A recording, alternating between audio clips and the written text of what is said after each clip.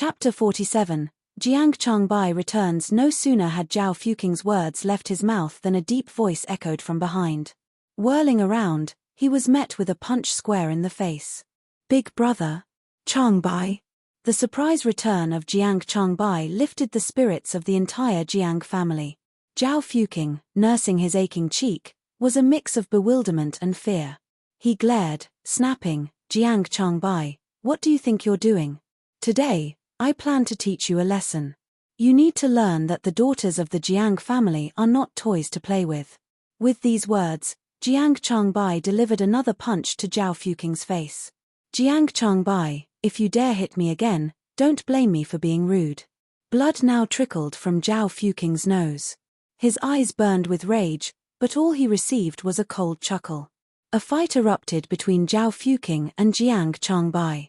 Despite having martial arts training from a young age, Zhao Fuking was no match for Jiang Changbai. Before long, he found himself on the ground. Your Highness. None of the attendants from the Huainan mansion had dared to step in when Jiang Changbai began his assault. But seeing Zhao Fuking down, they swiftly came to his aid. Jiang Changbai looked ready to continue, but the old Madam Jiang stopped him. Changbai, that's enough. Jiang Changbai seemed ready to continue his attack, but the old Madam Jiang stopped him. Changbai, enough. She hadn't intervened when Jiang Changbai first struck out. After all, the Huainan mansion's actions had crossed the line. But she was afraid that if Zhao Fuking got severely injured, it might lead to trouble for Jiang Changbai. At his grandmother's words, Jiang Changbai unclenched his fists. But his stare at Zhao Fuking remained frosty. Prince Zhao, heed my warning. My father and uncles will be back in the capital soon. Once they arrive, the Jiang family will visit the Huainan mansion to seek justice. Get out. With that, Jiang Changbai shot a cold glare at the attendants of the Huainan mansion. They quickly helped Zhao Fuking up and left the Jiang residence. Once they were gone, Jiang Changbai approached the old madam, kneeling deeply before her. Grandmother, your grandson is back. It's good to have you back. The old madam's eyes filled with tears as she gazed at her eldest grandson. She hurried to help him up. Stand up, let me take a good look at you. Were you injured on this journey? As she spoke, the old madam inspected Jiang Changbai closely. Jiang Changbai held his grandmother's hand, comforting her with a smile. Don't worry, grandmother, I'm fine. I know you worry about me, so I wouldn't dare get injured. That's good to hear. Old Madam Jiang held onto his hand tightly, her eyes filled with emotion. Grandmother, don't just focus on Big Brother and forget about us. Seeing the old madam's emotional state, Jiang Xijin made a playful remark, earning her a playful scold from the old madam. You little imp. Xijin, where's Huan? Only then did Jiang Changbai notice the absence of Jiang Peihuan. Upon hearing his question, the laughter in Jiang Xijin's eyes vanished, replaced by a flash of anger. All because of that wretched Huainan mansion. Jiang Xijin continued, our eldest sister got injured. Yi Xiao said her lungs were affected, she needs time to recover. Grandma, I'm going to check on Huan for a bit. I'll be back soon to keep you company, Jiang Changbai said. Go on, replied the old madam, giving a nod of understanding. Everyone in the Jiang mansion was well aware of the strong bond between Jiang Changbai and his sister, Jiang Peihuan. The old madam, after hearing Changbai's words, let go of his hand, freeing him to tend to his sister. After paying his respects to his grandmother, Jiang Changbai ran straight to the plum garden. Finally, he's back. Watching Jiang Changbai disappear into the distance, old Madam Jiang couldn't help but breathe a sigh of relief, shared by Zhu Rongfang and Liu Xiu. Meanwhile, in the plum garden, Huan through a veil of drowsiness, Jiang Peihuan thought she heard her older brother's voice. Huan The voice grew clearer. Unable to resist, Jiang Peihuan opened her eyes. There he was, her brother Jiang Changbai, dressed in his military uniform, sitting by her bed. Elder brother? She rubbed her eyes fiercely. Once she confirmed the figure before her was indeed real, she wrapped her arms around Jiang Changbai in a tight embrace. His armor was uncomfortable against her body, but its solid presence confirmed that this wasn't a dream. In her previous life, Jiang Changbai had fallen in battle, and she had seen his lifeless body. Now, in this life, she saw him alive before her. She couldn't stop the tears from flowing. Her elder brother was alive. What a miraculous feeling. Quan don't cry. Rest assured, I've already dealt with Zhao Fuqing. If I'd known he was the one who hurt you, one would have hit him even harder.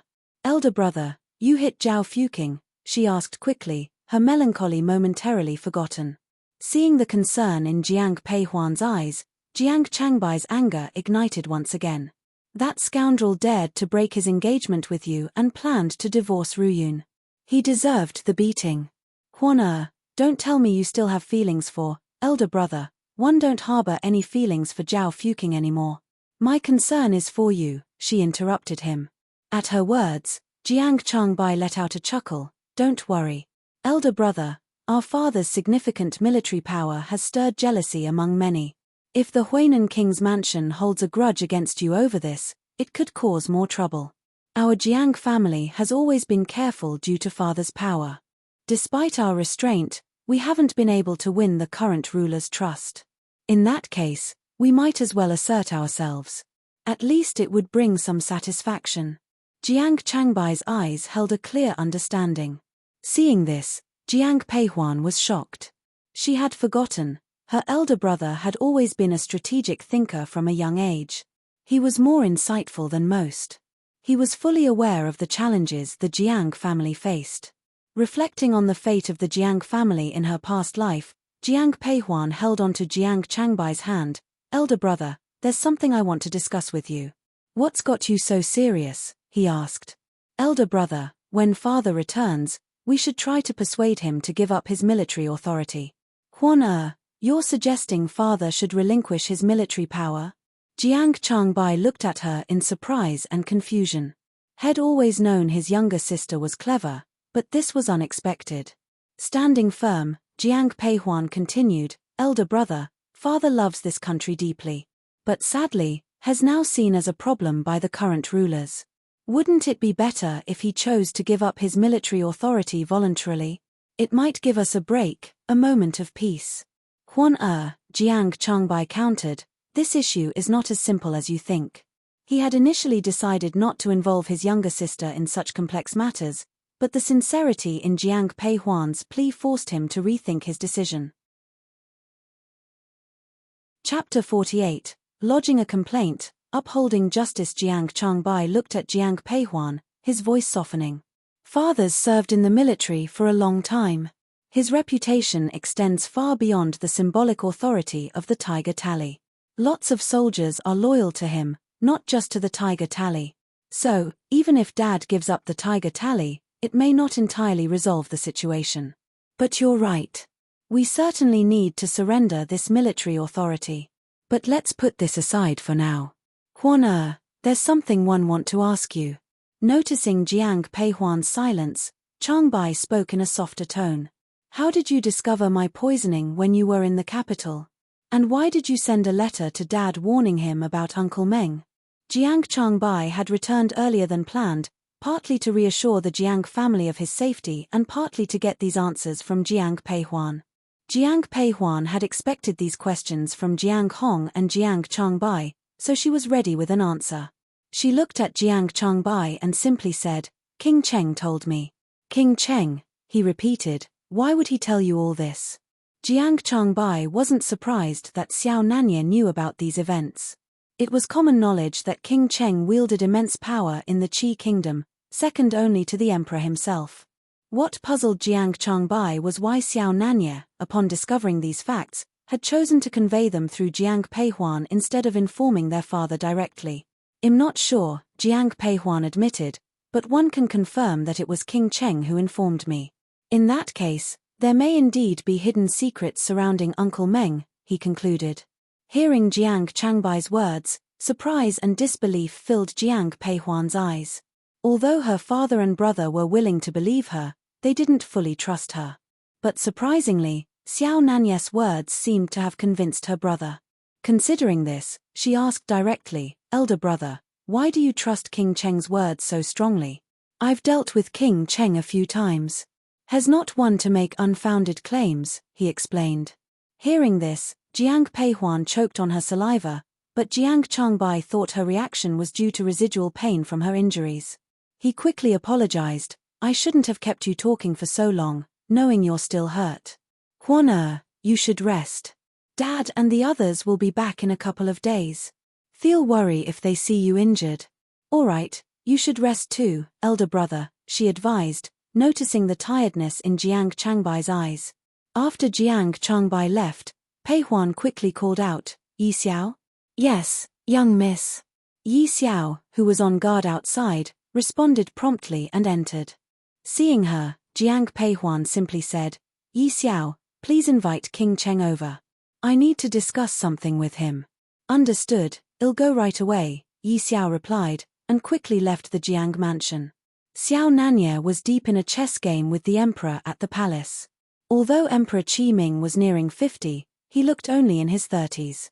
His face was average, but his commanding presence added an aura of authority.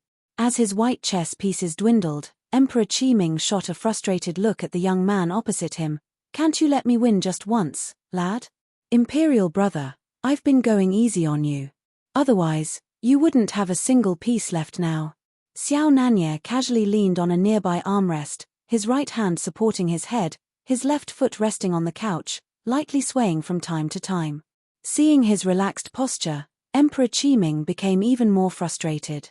Just as he was about to speak, his personal eunuch, Wang Kuan, walked in.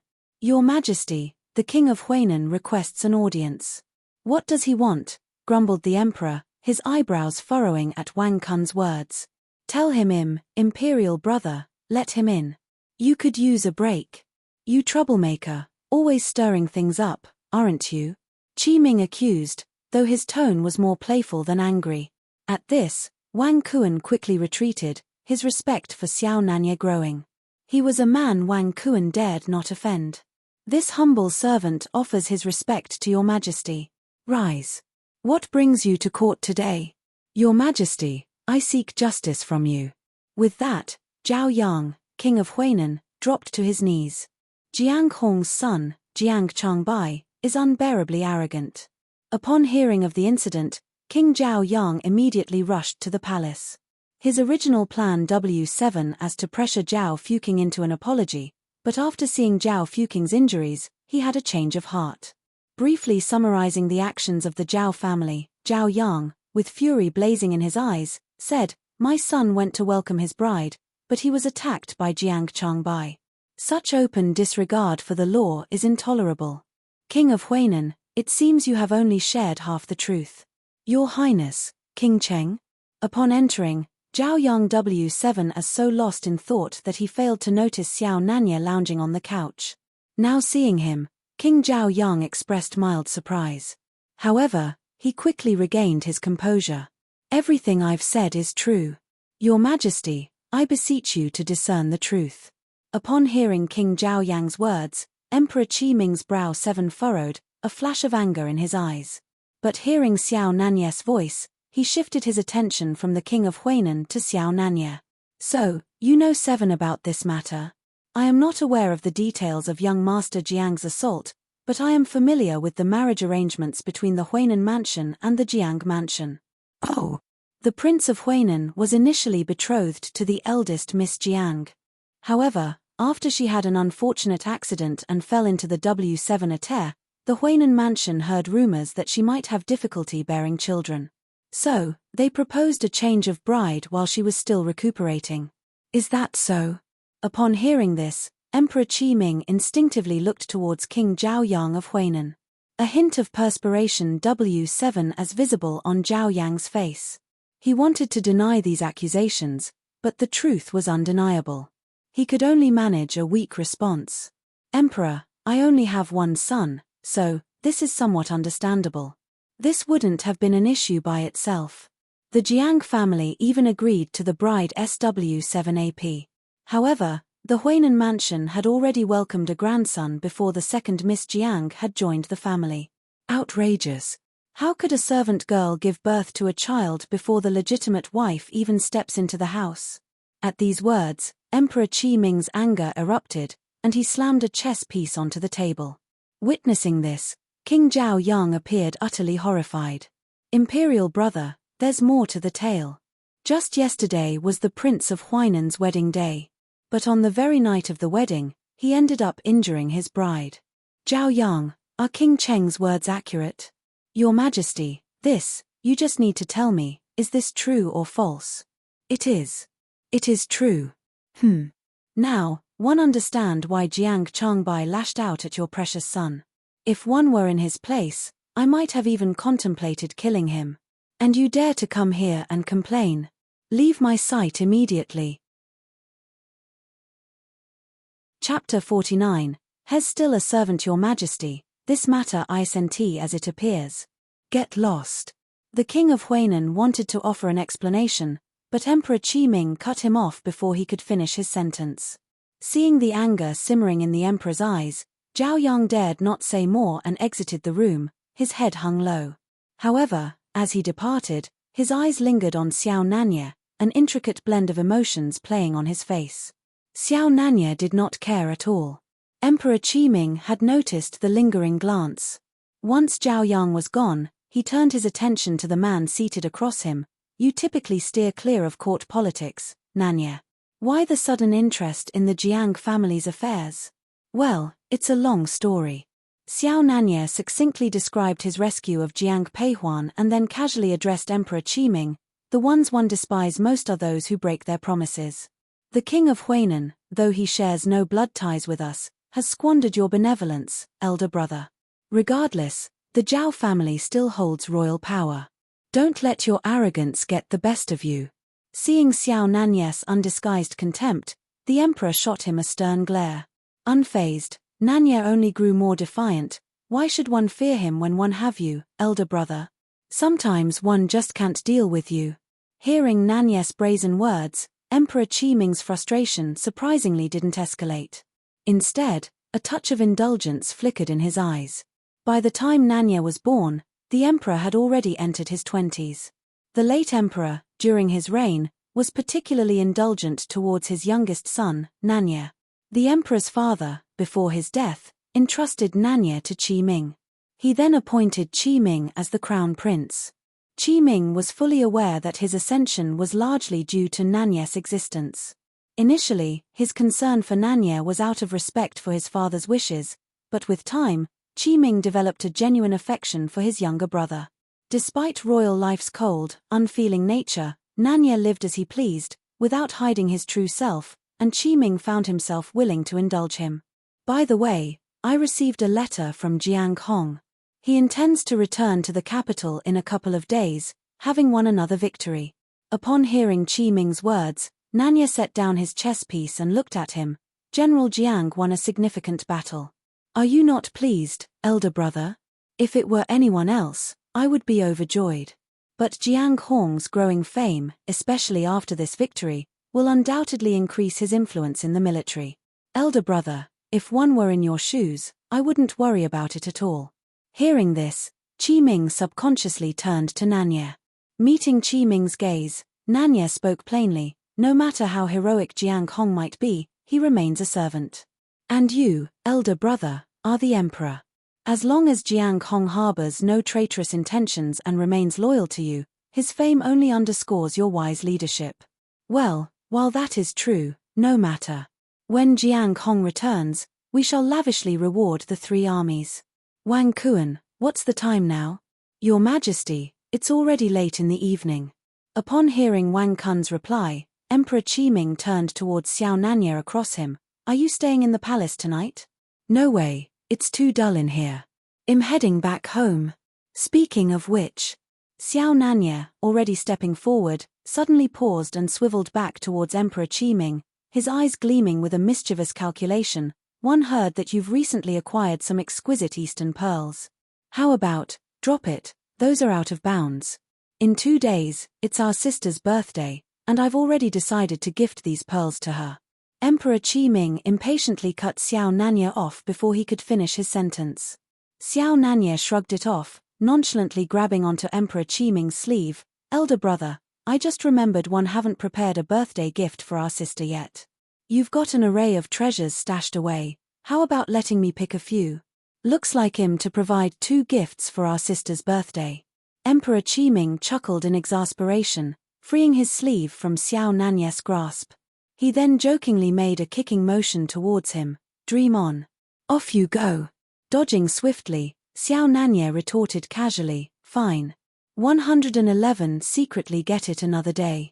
Having said that, he sauntered off with a swagger. Watching his retreating figure, Emperor Qiming shook his head and mumbled, that kid, he'd love to empty my entire treasure collection if he could. His Highness is indeed forthright with you, Your Majesty. None of the other would dare to behave like this, Wang Kuan commented quietly.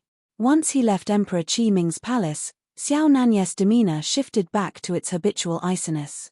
He headed towards the palace gate, only to be greeted by Yi Xiao, who came forward to pay her respects. Upon seeing her, Xiao Nanye revealed a hint of surprise. What brings you here? Master, the young lady wishes to see you. She does. At these words, Xiao Nanye's eyes lit up with delight. However, recalling past events, the excitement quickly dimmed a notch. He then turned to Yi Xiao, asking quietly, do you know why she wants to meet me? I'm afraid one don't. However, the eldest master has returned home today. I see. Thank you. Nodding in understanding, Xiao Nanye quickly mounted his horse, Zui Yun, and set off towards the general's mansion. Jiang Peihuan had been anxiously waiting for Xiao Nanye, and at the sound of his arrival, she hastily sat up, accidentally pulling at the wound on her abdomen. Be careful, a voice sounded as a hand landed on her shoulder. The man looked concerned as he swiftly fetched a cushion and placed it behind her. Once Jiang Peihuan had settled comfortably, he faced her and asked, Yi Xiao mentioned that you wanted to see me. What can one do for you? It seemed that somewhere along the line, his form of self-address had shifted in her presence. Xiao Nanye didn't notice the change, but Jiang Peihuan certainly did. Pondering over Jiang Changbai's question, she turned her attention to the man in front of her, voicing her request directly. One sought your presence, King Chen, because one require your help. Go ahead.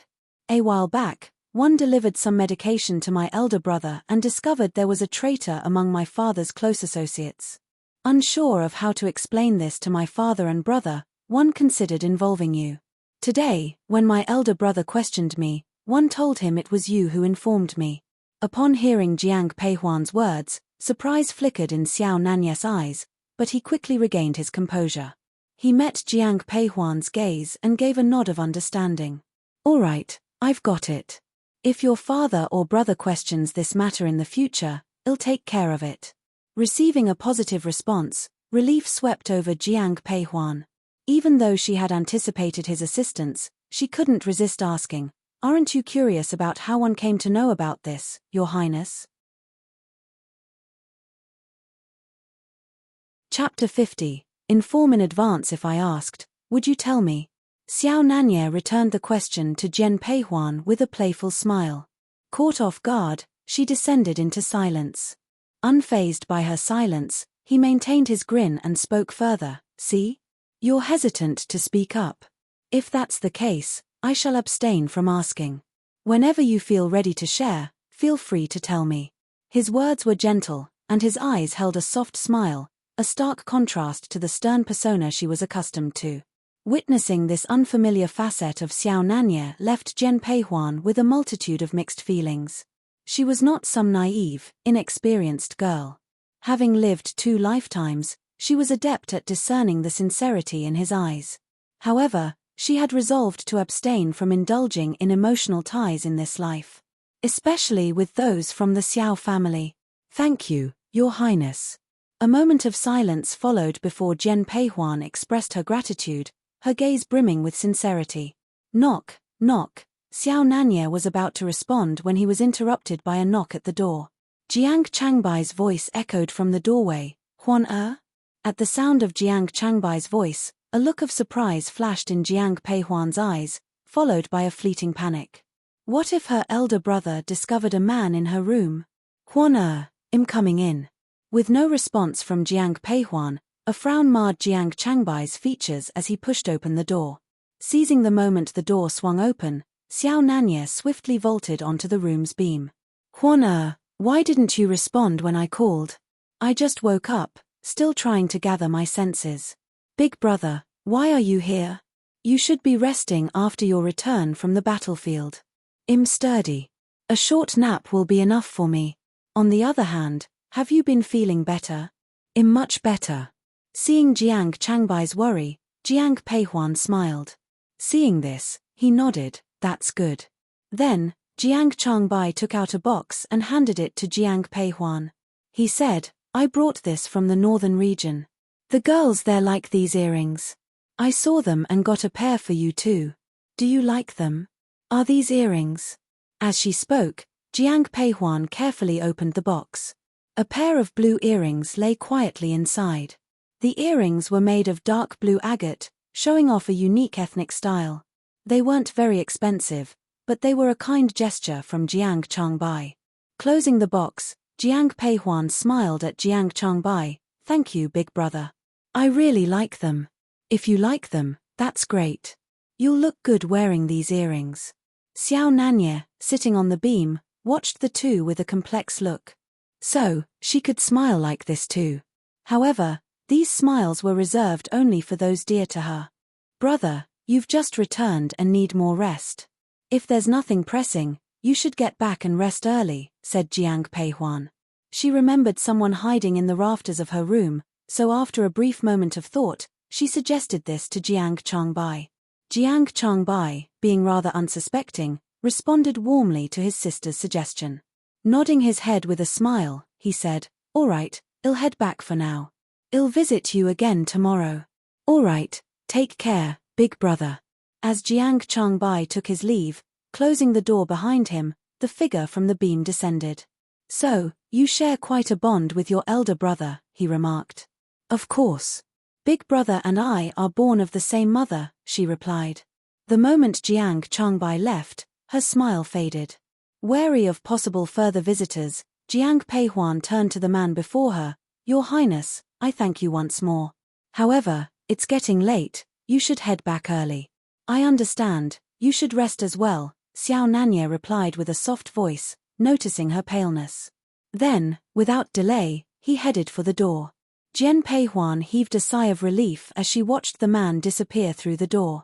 Yet, she was unaware that as Xiao Nanye reached the entrance to the plum garden, a long sword was thrust towards him. Guarding the spot was none other than Jiang Changbai. In fact, upon entering Jiang Peihuan's room earlier, he had detected an unfamiliar presence. But seeing that everything seemed normal with Jiang Peihuan, he chose not to expose her and waited for the intruder instead.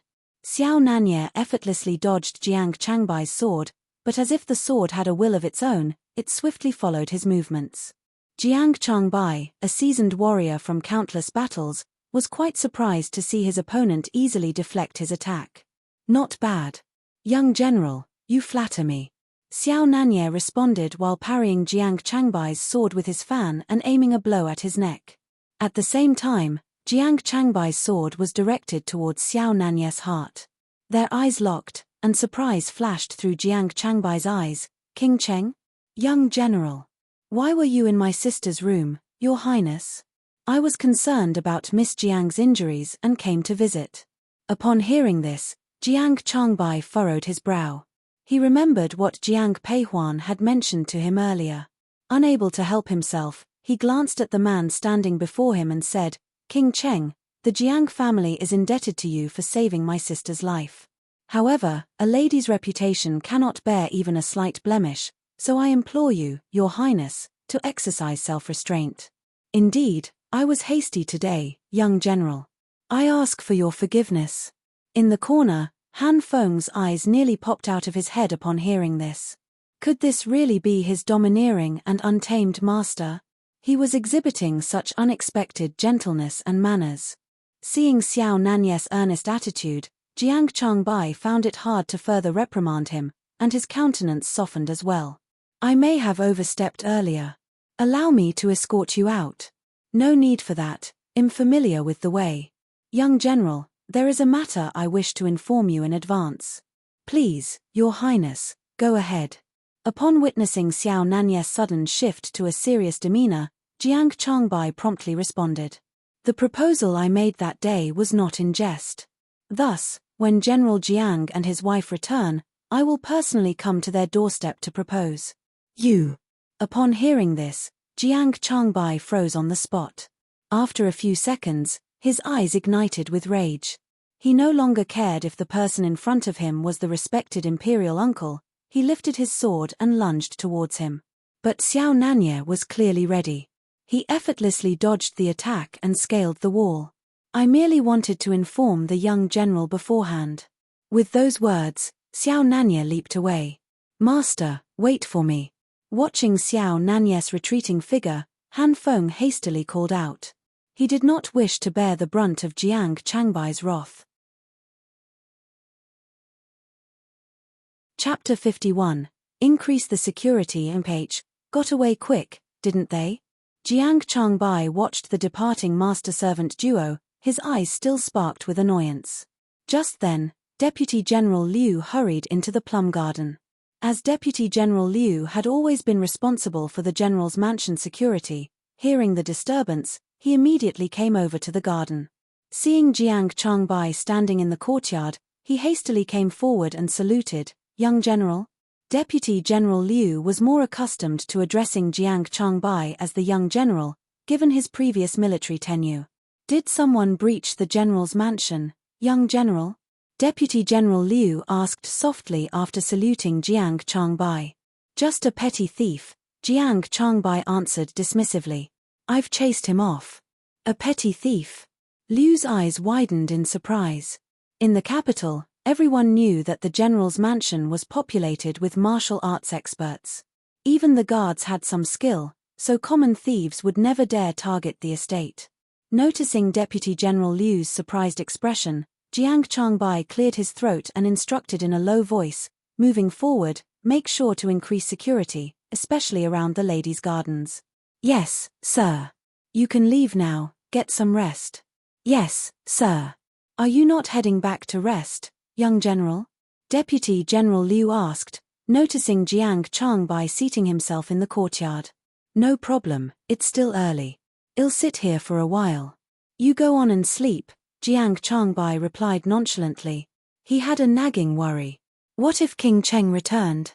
He needed to be here, just in case. Outside the wall, Han Feng, after much effort, finally caught up with Xiao Nanya. Seeing Nanya mount his horse, he blurted out, "Master, are we just leaving like this?" "What else?" Xiao Nanya retorted coldly from atop his horse. Rubbing his nose, Han Feng quickly suggested, "It's late. Perhaps we should head back." "Master, tomorrow is the eldest princess' birthday banquet. Your gift isn't ready yet. Take something from the storeroom when we get back." "Wait, there's a banquet at the princess mansion tomorrow?" Xiao Nanya suddenly turned to look at Han Feng. Seeing his master's thoughtful expression, Han Feng involuntarily took a couple of steps back before finally nodding. "After we get back to the mansion, find a valuable gift and send it to the eldest princess mansion. Have the princess send an invitation to the Jiang mansion." "Yes, sir." Thinking about seeing Jiang Peihuan again tomorrow brought a smile to Xiao Nanya's face. His mood had taken a clear turn for the better. As dawn broke, the quiet life of the plum garden started to stir. "Eldest young master?" Yue had intended to go to Jiang Peihuan's room early. As she approached the courtyard, she noticed a figure on the stone bench. It was only when she recognized Jiang Changbai that she held back her surprise. Jiang Changbai had spent countless nights on the battlefield, often sleeping in the open, so falling asleep on the bench wasn't unusual. Hearing Yue's voice, he opened his eyes, casting a glance at the lightening sky. "Dawn already," he mumbled, standing and stretching his arm. As he spoke, Jiang Changbai stood up and moved his arm. Yue, seeing this, offered a respectful bow before asking, a touch of amusement in her voice, "Eldest young master, what brings you here so early?" He looked as if he'd just awoken. "I was merely strolling. It should be about time Huan is awake. Let her know I have something to discuss with her." "Understood, I'll go see if the young lady is awake." When Jiang Peihuan had heard the sounds outside, she had roused from her sleep. As Yue entered her room, she asked, "What's happening outside?" The eldest young master is here, miss. Big brother. From what I observed, it seems the eldest young master has spent the entire night outside. As Yu shared this information, her voice dropped to a hush. Jian Peihuan's eyes widened a bit in surprise. After Jiang Peihuan freshened up, she directed Yu, please invite my big brother in. Yes, miss. The moment Jiang Changbai walked in, Jian Peihuan noticed that he was still in the clothes from the previous evening. Thinking back to last night, she felt a spark of realization. She might just know why her big brother had spent the entire night in her courtyard. Big brother, is there something you need from me? Once Jiang Changbai had taken a seat, Jian Peihuan turned to address him. There was a touch of hesitance in Jiang Changbai's eyes. After a few seconds of thought, he looked at Jian Peihuan. Huan what's your opinion of King Cheng? Huan King Cheng may be handsome, but has also of high stature. Being with him might lead to a complicated life. You're a calm soul, not suited for a complex family life. Before Jiang Peihuan could respond, Jiang Changbai found himself advising her. Hearing this, Jiang Peihuan couldn't hold back a soft laugh. She turned to her big brother and chuckled. So, big brother, did you spend an entire night in my garden just to give me this piece of advice? Seeing the smile in Jian Peihuan's eyes, Jiang Changbai's eyes revealed some awkwardness, but he quickly revealed a serious expression. You're still laughing. I saw King Cheng come out of your room last night. Upon seeing the amusement in Jiang Peihuan's eyes, Jiang Changbai's face colored with a hint of embarrassment, which was quickly replaced by a serious demeanor. You find it funny? Last night, I spotted King Cheng leaving your room, he pointed out. At these words, Jiang Peihuan's smile faded, and she replied softly, Big brother, my relationship with King Cheng isn't what you imagine it to be. Moreover, I currently have no intentions of getting married, so you need not worry. Hearing Jiang Peihuan's disinterest in marriage, Jiang Changbai felt relieved. She nodded obediently. Don't worry, big brother, I'll heed your, miss. Before Jiang Peihuan could finish, the door was suddenly pushed open by Lu. Yu, standing aside, frowned at the intrusion. The eldest young master and the eldest miss are in conversation. What's the rush? Hearing Yu's admonishment, Lu quickly moderated her tone. I apologize, miss. I know I was wrong. It's fine, just remember to be more mindful next time. Impatience might be overlooked here, but elsewhere, it could cause problems. So, what's the urgent matter that made you rush in? Keeping in mind Lu's circumstances from her past life, Jiang Peihuan decided not to be too hard on her. After giving her a brief reprimand, she let the matter rest. Regaining her energetic demeanor, Lu approached Jiang Peihuan, grinning. Miss, we received an invitation from the eldest princess mansion. They are inviting us to a banquet.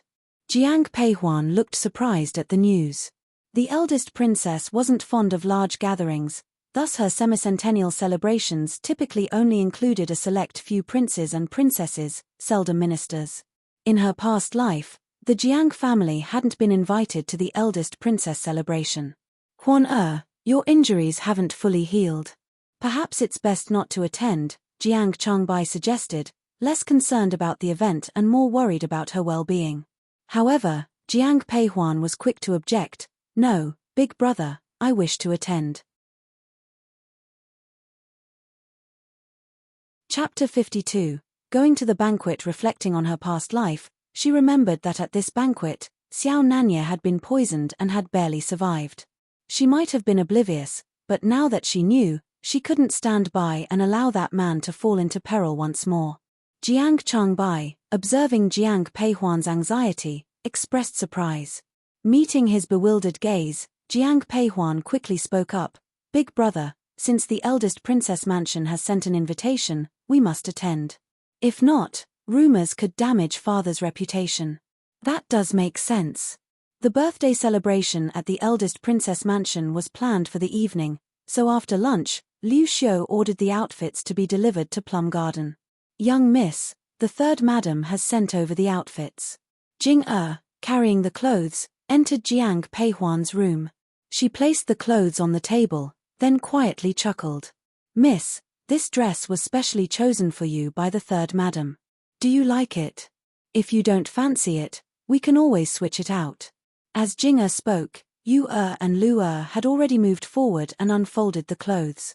The delicate attire, a light blue shoe brocade, was adorned with soft yellow petals.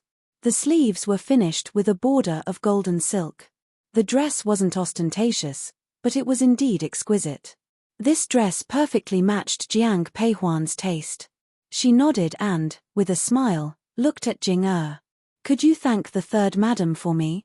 I truly appreciate her choice. As long as you're pleased, miss.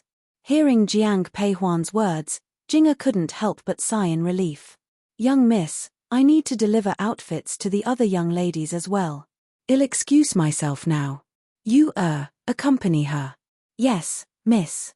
As they stepped into the courtyard, Yu extended her hand to Jing. When she pulled away, Jing found herself holding a small purse. Feeling its surprising weight, Jing quickly attempted to refuse. I couldn't possibly accept. Why not? You've earned this. Miss loves the dress, and this is her way of showing appreciation. Well, in that case, I thank the eldest miss for her generous reward. After distributing all the dresses, Jing returned to Elegant Garden. Liu Xiu sat in a chair, examining the clothes and jewelry spread on the table. Seeing Jing return, she softly queried, Have the dresses been delivered? Yes, madam. And were they well received? The eldest miss and third miss seemed very pleased. The young miss even rewarded me with silver. However, second miss didn't appear too satisfied with her dress. Upon hearing this, Liu Xiu's brow furrowed slightly. Well, let her be. Actually, Jing words were quite diplomatic. Yet, Jiang Ruyun wasn't just unsatisfied, she entirely disapproved. Observing the garments spread on the table, Jiang Ruyun couldn't help but snap. Such a muted color brought before me. Are you trying to insult me on purpose? Second young miss, all the other young ladies have received similar attire, reasoned Lan responding softly to Jiang Ruyun's outburst. I've asked around. The dresses of both eldest and third young misses are quite modest in style and color. Actually, second young miss, your purple dress is the most striking. Fine, I'll settle with this one. On hearing these words, Lan breathed a sigh of relief. The second miss was finally showing signs of change. In the past, Jiang Ruyun would have made a fuss. But after her recent wedding, she seemed to have learned restraint. In the evening, old Madame Jiang led the group out of the general's mansion. Catching sight of Jiang Peihuan, her eyes sparkled. Huan you look exceptionally beautiful in this dress. Grandmother, I should give credit to third aunt for this. She took care of everything, Jiang Peihuan replied softly, approaching the old madam. Upon hearing her, old Madame Jiang cast a look at Liu Xiu, then nodded appreciatively. Your housekeeping efforts are commendable. However, Jiang Ruyun couldn't resist expressing her discontent. Third aunt does play favorites. She prepared such lovely clothes for eldest sister, but look at what she handed me. At Jiang Ruyun's words, everyone wore a frown. Old Madame Jiang retorted without hesitation, if you're displeased with your third aunt's choice, don't bother attending. You're still in your confinement, you need proper rest. Jiang Ruyun's face turned rigid at her words. Quickly smoothing things over, Zhu Rongfang intervened. Mother, Yun is only joking. She quite likes the dress her sister-in-law arranged. She wouldn't be wearing it otherwise. Old Madame Jiang was about to say something more, but a tug from Jiang Peihuan at her sleeve silenced her. After a reassuring shake of the head from Jian Peihuan, the old madam climbed into the front carriage without another word. Soon after, both Jiang Peihuan and Jiang Ruyun joined her in the carriage. Si Jin promptly followed Jiang Changbai, riding a horse. Regardless of how you feel, third aunt meant well. Even if you dislike her choice, there was no need for such harsh words. Jiang Peihuan calmly addressed Jiang Ruyun upon settling in the carriage. Hearing this, a complicated emotion flickered in Jiang Ruyun's eyes. Choking back tears, she admitted, Big sister, I didn't mean it. Seeing the downtrodden expression on Jiang Ruyun's face, Jiang Peihuan reminded her gently, you must remember, you are Jiang Ruyun, the second miss of the general's mansion. Stand tall, no matter the circumstances. It's merely a banquet. If grandmother has agreed for you to attend, she will surely protect you. What's there to fear? If someone dares to utter unkind words at the banquet, whip them back into line. You are of the Jiang family, and that's your strength. When Jiang Peihuan spoke, her voice was soft, yet it had a soothing effect on Jiang Ruyun's turmoil. Looking at Jiang Peihuan seated opposite her, she muttered, "Eldest sister, thank you." Jiang Peihuan didn't respond. They had arrived at the eldest princess mansion. As they entered the princess mansion along with the others, Jiang Peihuan noticed a significant number of guests. Reminded of her mission here, she leaned towards Yi Xiao and whispered, "Yi Xiao, check if King Cheng is here. If has arrived, ask him to meet me in the garden." "Yes, miss," Yi Xiao responded quietly and left the crowd, heading towards the front yard. "Grandmother, I need to freshen up," Jiang Peihuan murmured, guiding the old madam to the banquet. "Go ahead," the old madam nodded. Jiang Peihuan, accompanied by Yu headed towards the garden. As they turned a corner, they found a tall figure waiting there. "Miss." Xiao Nanye, upon hearing from Yi Xiao that Jiang Peihuan wished to see him, had promptly made his way to the rear garden. Recognizing the footsteps behind him, he swiftly turned, greeting them with a warm smile. "Your Highness, please refrain from drinking any wine at the banquet today." Chapter 53. Someone that piques my interest. Upon hearing Jiang Peihuan's words, Xiao Nanye was stunned. It took him a few seconds before he could look at her, surprised. "Why? I can't disclose the exact reason, Your Highness. If you trust me, please abstain from all alcohol." After uttering these words, Jiang Peihuan remained silent. She bowed to Xiao Nanye before turning to leave. This was a secret she knew only from her past life. Naturally, she couldn't explain much to Xiao Nanye. She had already reminded him.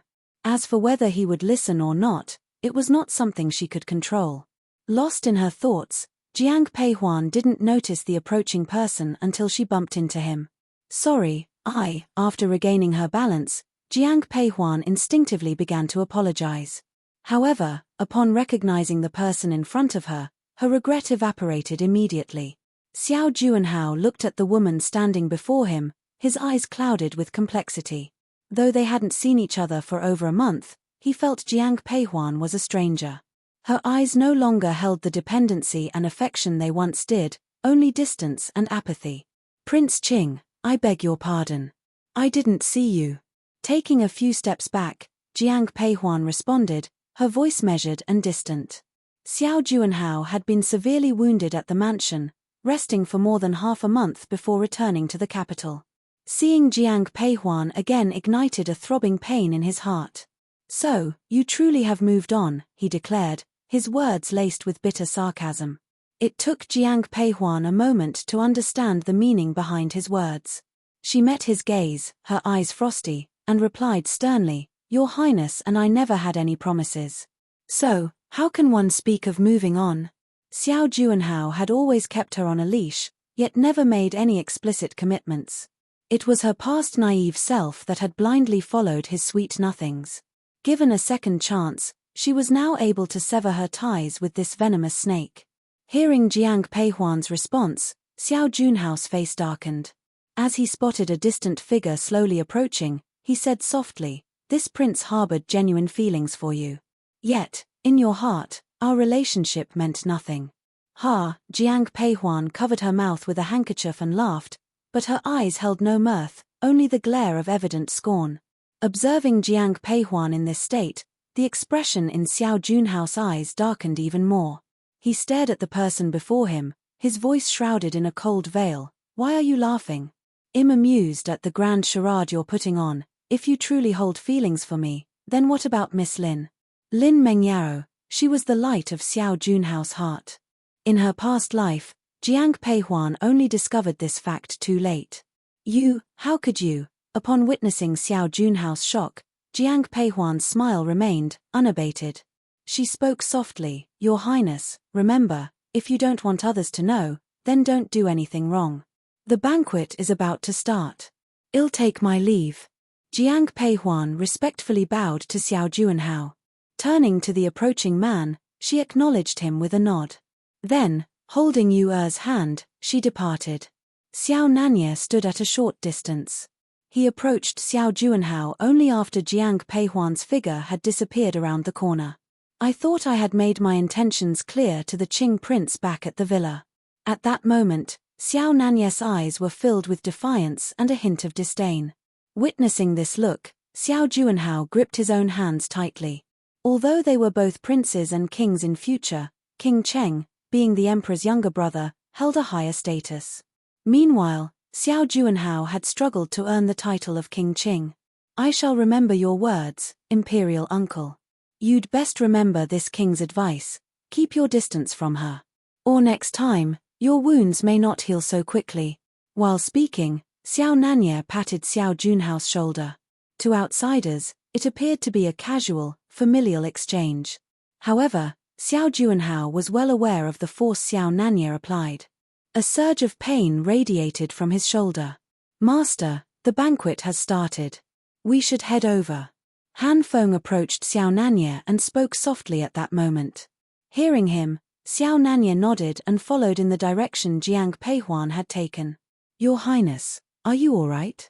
Pei Wu, watching Xiao Nanya's receding figure, walked up to Xiao Juanhao, his voice filled with concern. A fierce glint lurked in Xiao Junhao's eyes. However, noticing the approaching crowd, he managed to offer a warm smile. Let's go. With that, he headed toward the banquet. Unaware of the events transpiring behind her, Jiang Peihuan moved straight to where the old Madame Jiang was seated upon entering the banquet hall. Seeing that she had been gone for such a long time, the old madame's eyes were filled with worry. Why have you been gone for so long? Are you feeling unwell? I didn't mean to worry you, grandmother. I was just taken by the beautiful scenery of the princess mansion, so I stayed a bit longer, Jiang Peihuan reassured her. Hearing Jiang Peihuan's explanation, relief washed over the old madam. She chuckled and said, since you like the surroundings, feel free to explore. You don't need to stick by my side all the time. That's true, Huan I'm here to take care of mother. You're still a young girl. Go have fun with Ruyun and Sijin, chimed in another voice. King Cheng has arrived, Prince Qing has arrived, Prince Rui has arrived, Prince An has arrived. Just as Jiang Peihuan was about to respond, an announcement from the entrance cut her off. All the princes were present today, with Xiao Nanya, clad in white, at the forefront. His demeanor was relaxed, his aura emanating an undeniable nobility.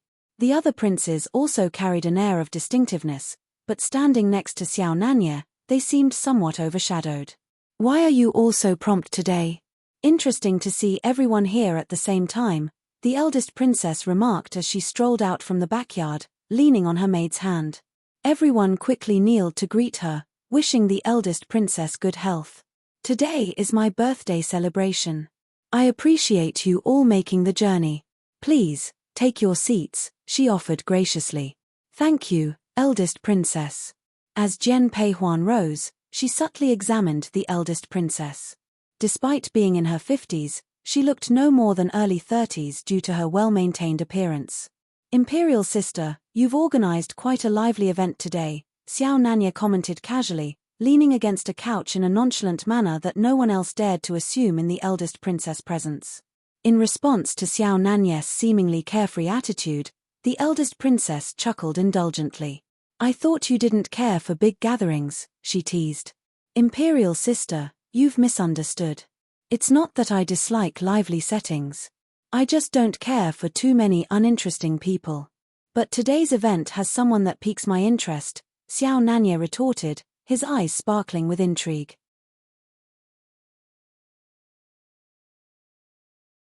Chapter 54, Xiao Junhao's white moonlight. As he spoke, Xiao Nanya's gaze swiftly scanned Jiang Peihuan.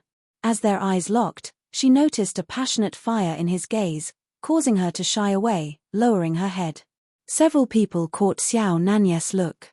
Xiao Junhao's eyes were laden with dark clouds, Xiao Junmo's brimmed with sarcasm, while Jiang Shanghai's were full of rage. The eldest princess smiled lightly. We have many young ladies attending today. It's natural you'd find some appealing. Commence the banquet. Yes. The nanny beside the eldest princess left, only to return moments later with palace servants bearing dishes and wine for the table. Dancers clad in exquisite attire began to perform. This was the usual course of such banquets. Jiang Peihuan was indifferent, but Jiang Xijin lit up at the sight of the music and dance. She would frequently tug on Jiang Peihuan, whispering, "Eldest sister, the performances at the princess mansion are truly stunning." Seeing the joy in her sister's eyes, Jiang Peihuan found herself smiling. "If you enjoy it, take your time watching. Imperial aunt, on this day of your birthday banquet, I wish you peace and eternal youth." As the music and dance ceased, Xiao Juanhao raised his wine glass, expressing his good wishes to the eldest princess. Observing this, the other princes followed suit, raising their glasses. "I wish good health to my imperial aunt." "Very well, then. Let's toast to your kind words." As the eldest princess lifted her glass, so did everyone else. Subconsciously, Jiang Peihuan's eyes sought Xiao Nanya, only to find him eschewing his wine glass in favor of a teacup. "Imperial uncle, it's imperial aunt's birthday today. Isn't it improper not to have a drink?" Xiao Juanhao, sitting beside Xiao Nanya, called him out on his choice. At this moment, all eyes, including the eldest princess, turned to Xiao Nanya. His face remained impassive as he addressed the eldest princess. "Please forgive me, imperial sister, I've not been well of late. The royal physician has advised against alcohol. If you're not well, you should abstain from alcohol." "Thank you, imperial sister. I shall make amends another day." "No worries.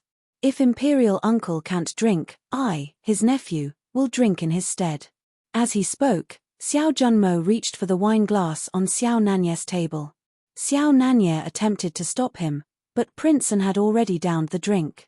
Seeing this scene, Jiang Peihuan's eyes flashed. Xiao Nanya took hold of Xiao Junmo's hand. "Uncle, look how righteous I am, Amo." Before Prince An could complete his sentence, a torrent of blood erupted onto Xiao Nanya. This sight shocked the room.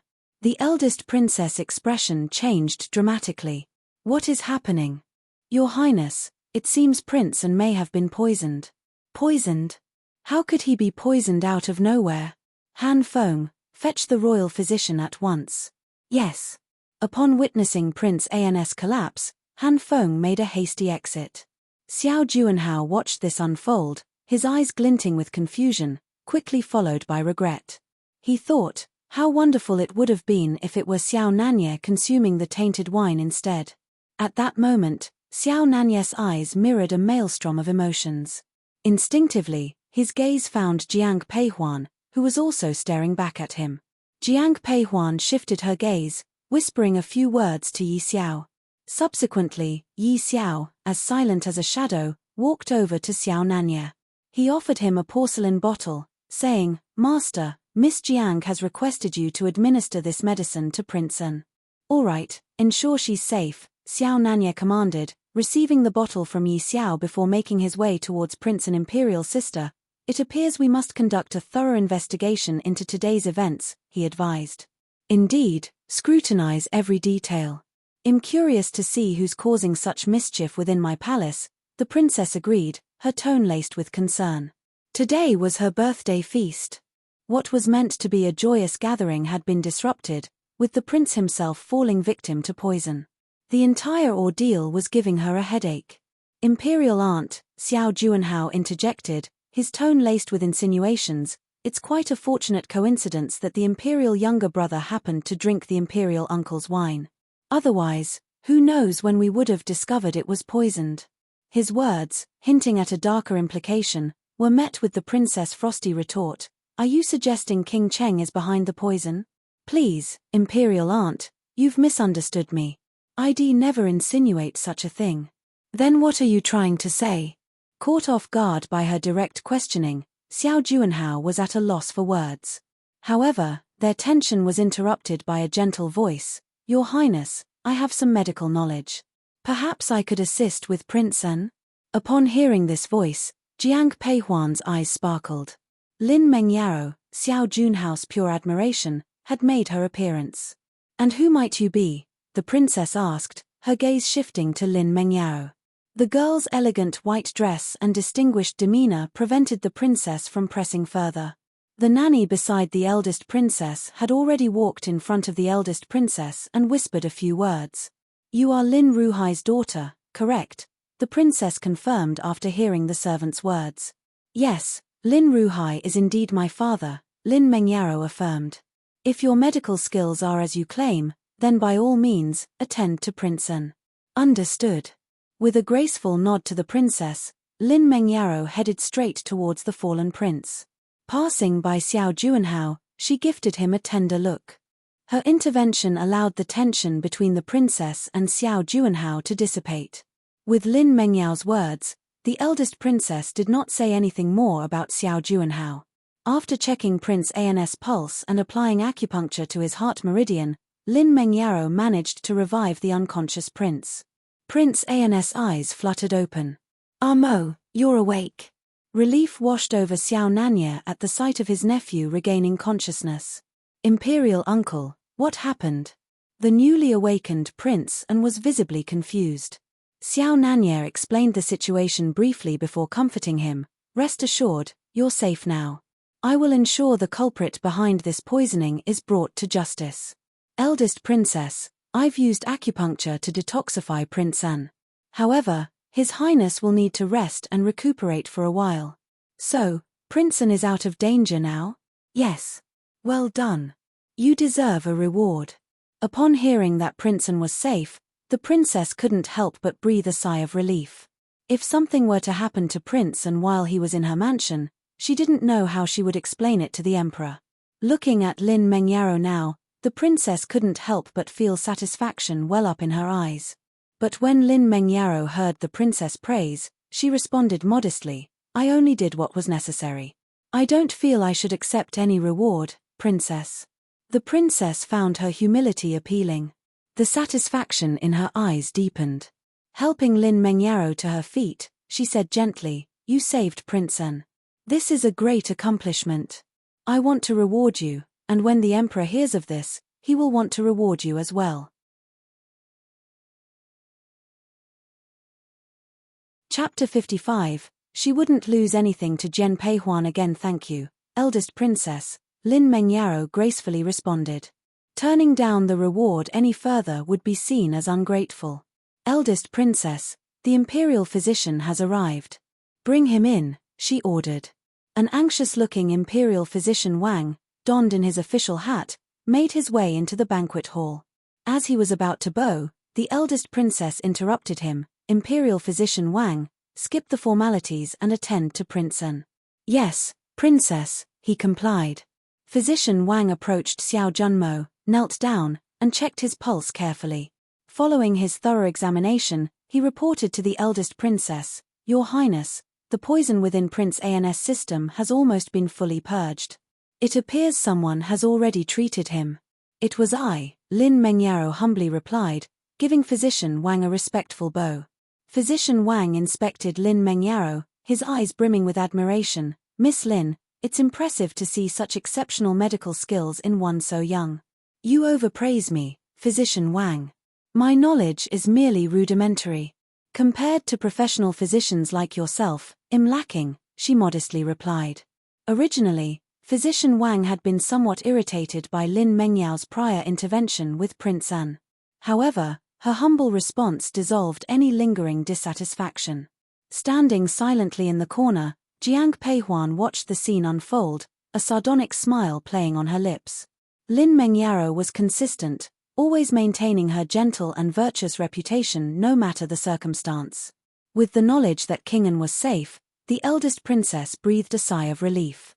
She turned to address the guests. "Ladies and gentlemen, with this we conclude today's banquet. If there were any shortcomings in our hospitality, I ask for your forgiveness."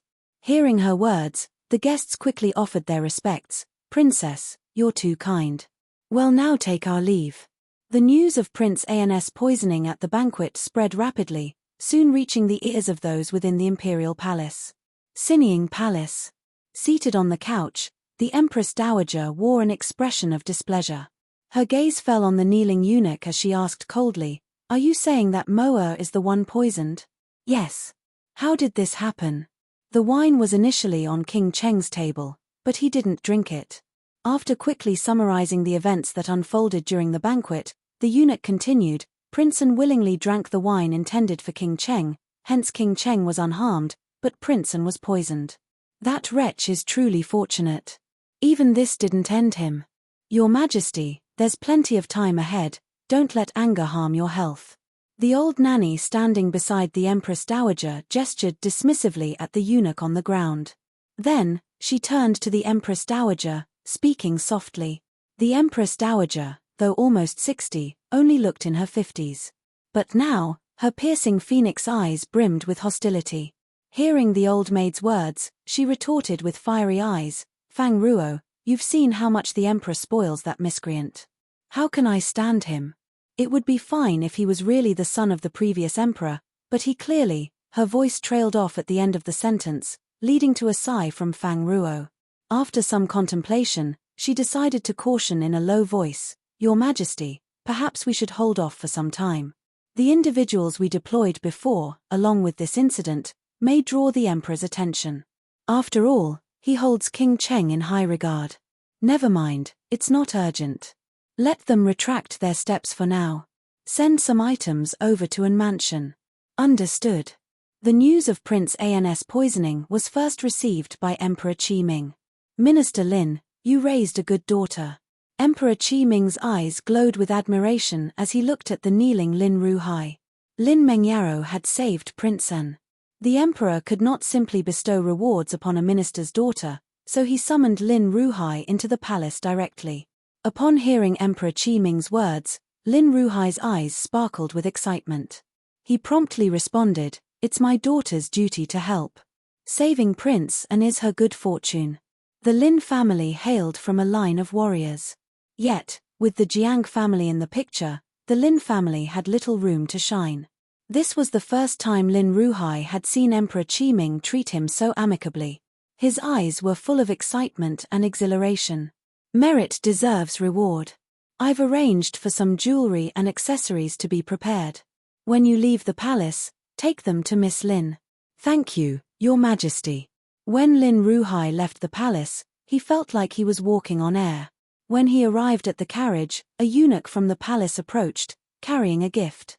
Lord Lin, this is a reward from the emperor. Please, take it. Thank you. As he extended his hand to accept the gift, Lin Ruhai passed a large pouch to the eunuch, its contents hefty. Seeing this, the eunuch's smile widened, a twinkle in his eyes. Congratulations, Lord Lin. The pleasure is shared. With that, Lin Ruhai climbed into the carriage. The Lin family was awash with cheer. Madame Lin sat upright on the head seat, radiating a confidence she had never shown before. Seated at the lower end, second Madame Lin and third Madame Lin, each bore a faint smile. But their eyes told a different story, filled with envy and sarcasm.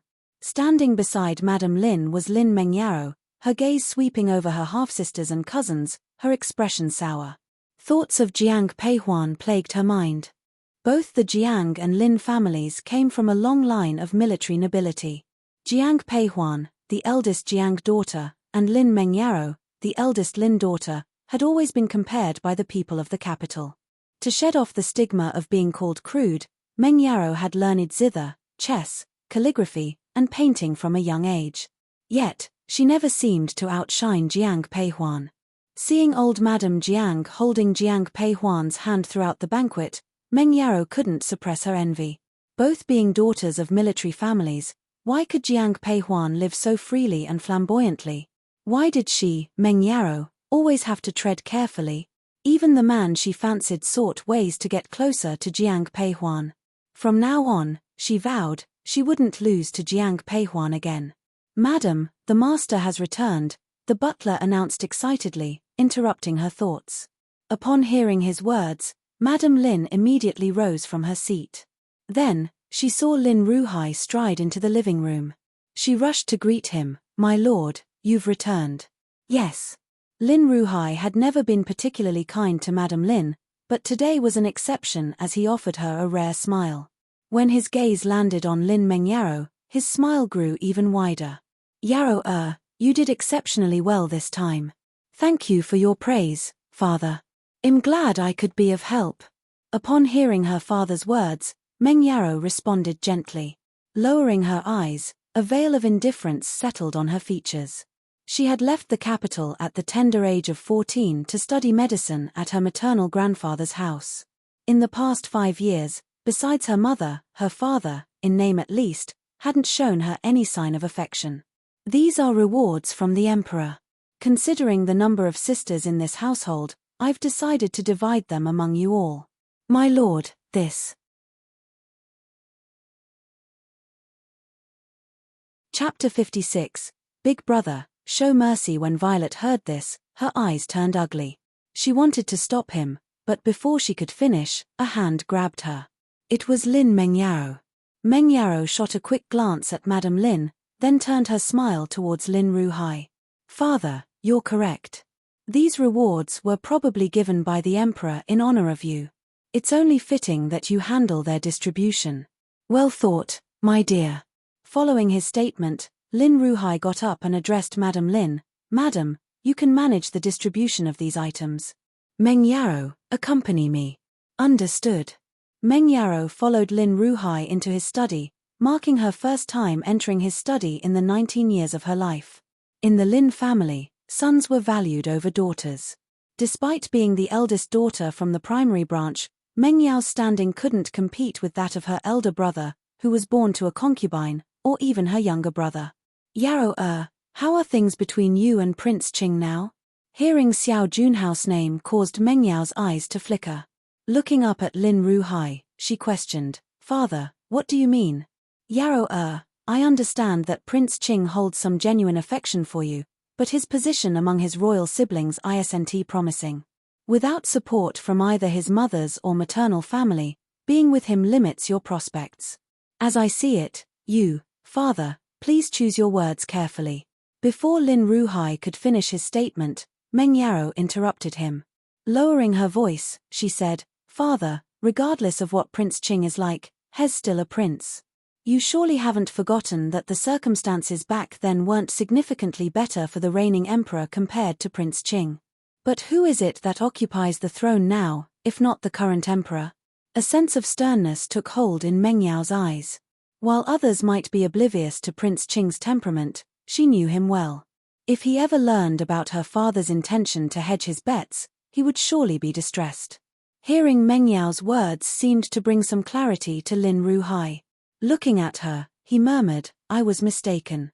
After a moment's thought, he added, Yarrow, regardless of the circumstances, you must stay close to Prince Qing. Given that he had many daughters, he could always arrange for others to get involved with the other princes. Knock, knock. Just then, there was a knock at the door. Master, Prince Qing has arrived. A short while later, Xiao Juanhao was ushered into Lin Ruhai's study. Honored to meet you, Your Highness. Lin Ruhai and Lin Meng Yarrow stepped forward to greet him. Xiao Juanhao raised his hand to wave them off. No need for formalities. Then, he took his scat at the head of the room. With Lin Ruhai standing before him, Xiao Juanhao spoke plainly, Lord Lin, I've come to see Yarrow. You can carry on with your tasks. As you wish. Yarrow, ensure that His Highness is well catered to. Yes, Father. With a final glance at Lin Meng Yarrow, Lin Ruhai exited the study. As soon as the door was shut, Xiao Juanhao seized Lin Meng Yao's hand, drawing her into his lap. Your Highness. Her eyes flamed with a hint of shyness as Lin Meng Yarrow attempted to stand, but Xiao Juanhao refused to release her. After a few struggles, Lin Meng Yarrow ceased her efforts. Yarrow, you're finally back. Leaning into Lin Meng Yarrow, Xiao Juanhao spoke gently, his eyes warm. Seeing his tender gaze, Lin Meng Yarrow chuckled, Yes, Yarrow is back. Your Highness, from now on, you won't be alone. Yarrow will help you achieve everything you wish for. Xiao Juanhao remained silent, his grip on Lin Meng Yarrow tightening.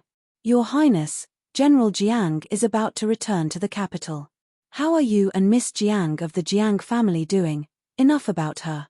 Before Lin Meng Yarrow could finish her sentence, Xiao Juanhao interrupted, his eyes hardening with a cold edge. "Your Highness." Lin Mengyaro looked at him with confusion, puzzled by his icy demeanor. In response to her expression, Xiao Juanhao softened his tone, whispering, "Yarrow I won't be marrying her. In my heart, you're the only one worthy of being the Qing princess.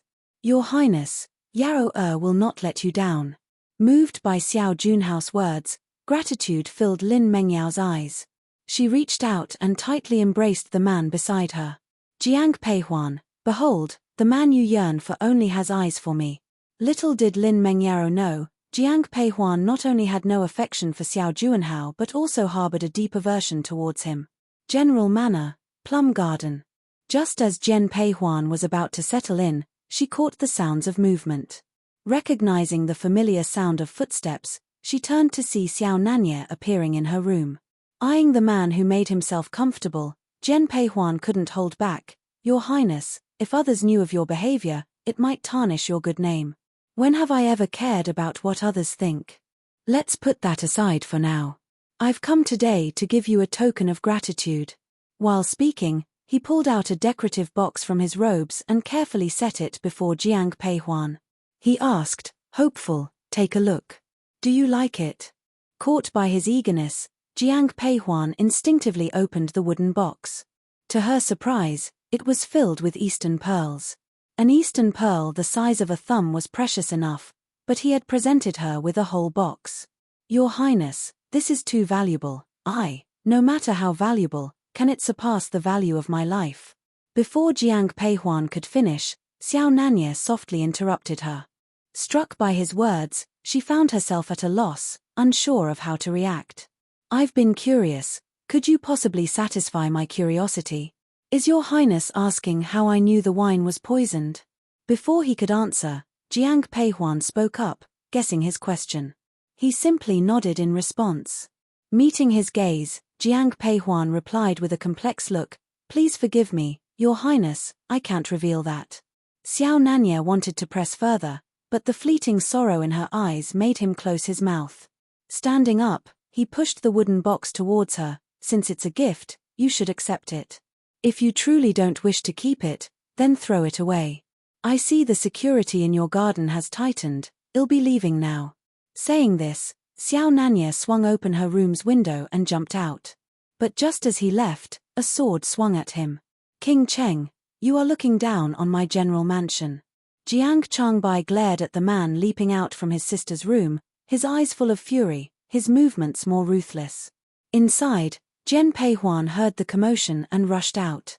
Seeing Jiang Changbai's sword aimed at Xiao Nanye's heart, she quickly cried out, "Big brother, show mercy." As she called out, she whipped out her own weapon, a black whip, and ensnared Xiao Nanye, yanking him to the side. Jiang Changbai's sword met only air.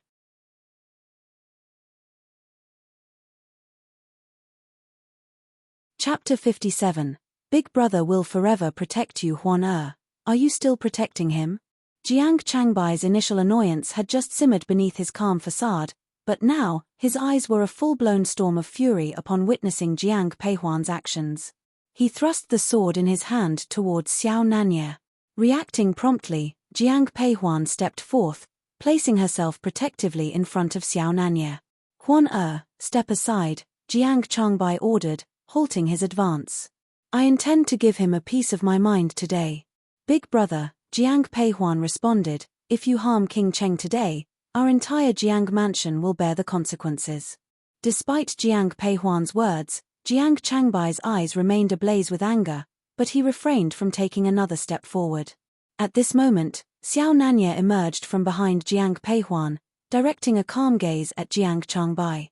"Young general, my visit today was simply to express gratitude, not to offend the eldest miss." "Express gratitude?" Jiang Changbai queried, his eyebrows knitting together. His frosty gaze locked onto Xiao Nanye. "If it's a gift of gratitude, why didn't you use the main entrance? Why infiltrate under the cover of darkness?" "I merely wished to avoid undue attention," Xiao Nanye explained. Before Jiang Changbai could retort, Xiao Nanye added, "General Jiang is set to return to the capital tomorrow. I presume you'd prefer to keep the general's mansion from becoming the subject of idle chatter." Though Jiang Changbai had his reservations about Xiao Nanye, he couldn't deny the validity of his points. Upon seeing this, Xiao Nanye relayed how Zhao Yang, the Prince of Huainan, had lodged a complaint to the emperor. Jiang Changbai interjected, unable to contain his anger, "Zhao Fuqing has tormented my sister. A beating was the least he deserved, and yet the audacity of the Huainan mansion to complain to the emperor. Young general, you're broad-minded and may not comprehend the ulterior motives at play.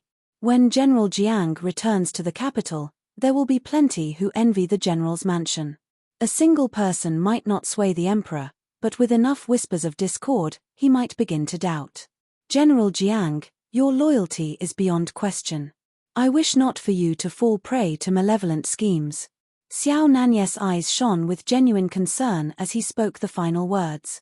Witnessing his sincerity, Jiang Changbai softened, raising a hand towards Xiao Nanye. In a low voice, he acknowledged, "One appreciate your warning, your highness. However, a woman's honor is sacred. I ask that you conduct yourself appropriately in the future." With these words, he implicitly assured Xiao Nanye that he would not dwell on today's events. Following this, Jiang Changbai concluded, "Your Highness seems quite familiar with the layout of my general mansion. I'll forego the formality of escorting you out. Safe travels, Your Highness." This was an unmistakable dismissal. Hearing Jiang Changbai's words, Xiao Nanye didn't get upset. Instead, he glanced at Jiang Peihuan and spoke quietly, "I'll go first." Seeing Jiang Peihuan nod in agreement, Xiao Nanye swiftly left the plum garden. "Master, are we leaving just like that?" Han Feng asked after Xiao Nanye had left, quickly following him. He was unable to suppress his thoughts of Jiang Changbai's discourteous manner and voiced them to his companion. Han Feng was from the King Cheng mansion, a place where arrogance was common. He couldn't fathom leaving in such a humiliated way. On hearing his words, Xiao Nanye gave him a cool look and replied dismissively, "What do you want? A grand farewell from the entire Jiang family?" Han Feng was about to agree, but seeing his master's stern expression, he promptly shook his head. "I wouldn't dare." It was obvious to Han Feng that his master had developed feelings for the eldest Jiang daughter. They were playing in a different league until his master could marry her, and until then, the people of the Cheng mansion were a notch below the general's mansion.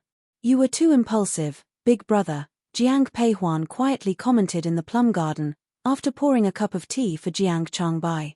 Having spent many years in the army, Jiang Changbai had developed crude habits. He gulped down his tea and grumbled, "He dared to trespass into your room in the middle of the night. How could I possibly overlook that?" Despite not causing any harm to Xiao Nanye, he criticized the inadequate security of the plum garden. "Once our father returns, I'll discuss getting some soldiers from the army to guard the residence." Jiang Peihuan calmly responded, "Big brother, the army soldiers are the emperor's men. How can we use them for our residence?" Hearing this, Jiang Changbai was stunned. After a few seconds, he looked at Jiang Peihuan and said, "You're right. I was thoughtless." Just then, Jiang Changbai noticed a wooden box on the table. "Is this King Cheng's thank you gift to you?" he asked as he opened the box. This is the East Pearl." Jiang Peihuan tried to stop him, but it was too late. With the box already opened, she simply nodded. Jiang Changbai looked at the East Pearl inside the box, a complex expression on his face. "All right, I admit my mistake. I shouldn't have obstructed Xiao Nanye. If he keeps bringing such valuable gifts each time, perhaps I could learn to tolerate his visits."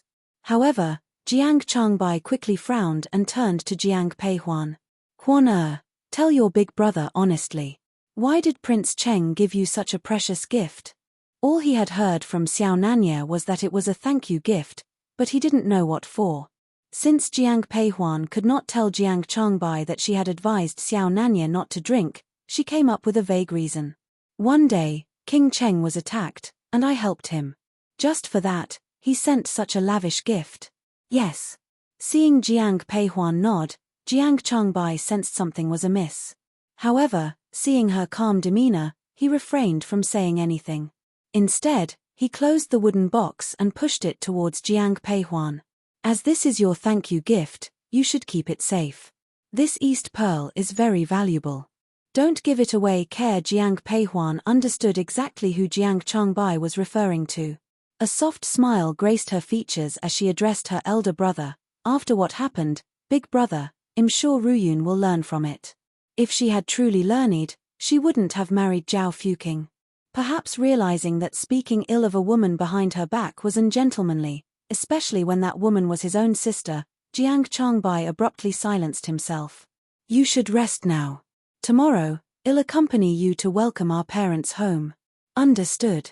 It had been a while since she last saw her parents, counting her past life as well. Therefore, when she heard Jiang Changbai's words, Jiang Peihuan's eyes gleamed with unbridled joy. I'll come for you tomorrow then. As he made this statement, Jiang Changbai affectionately brushed his hand through Jiang Peihuan's long hair. She laughed gently at his action. Big brother, I'm not a child anymore. If you were to pamper Si Jin this way, she might not take it well. In my eyes, no matter if you're in your 70s or 80s, you'll always be the little girl who grew up by my side. Big brother will forever protect you. Hearing Jiang Changbai's words, Jiang Peihuan's eyes twinkled with mirth. Rising to her feet, she said with a heartening smile, Huana has always been aware of that.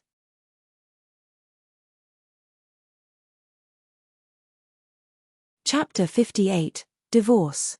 Aware of the unwavering support she received from her father, mother, and brother, Jiang Peihuan vowed to guard them fiercely in this lifetime. All right, it's cold outside. Upon reaching the doorway and noticing that Jiang Peihuan was still venturing out, Jiang Changbai voiced out firmly. Get some rest early. Listening to the receding footsteps outside, the smile in Jiang Peihuan's eyes remained undiminished. Her cherished family was right by her side. It was a comforting thought. The very next day marked the return of the Jiang brothers to the capital. The entire Jiang household was abuzz with excitement. Early in the morning, the commotion within the mansion greeted Jiang Peihuan. Due to her persisting internal injuries, Jiang Peihuan had foregone her morning training these past few days. However, she still maintained her habit of waking up early. The prospect of seeing her parents soon brightened Jiang Peihuan's mood. Her lips curved into a gentle smile which quickly faded upon hearing Yu Er's words. Young miss, the people from Huainan Mansion are here again. At Yu Er's words, Jiang Peihuan put down her teacup. Who has arrived? Is it the Prince of Huainan? Yes, but the Queen of Huainan is here too. Thinking of the temperament of the Huainan Queen, Jiang Peihuan could not help but frown. She rose to her feet and moved towards the door. Let's head to the Chrysanthemum Hall. Understood. Yu and Yi Xiao followed Jiang Peihuan towards the Chrysanthemum Hall. On their way, they encountered Jiang Ruyun. Big sister.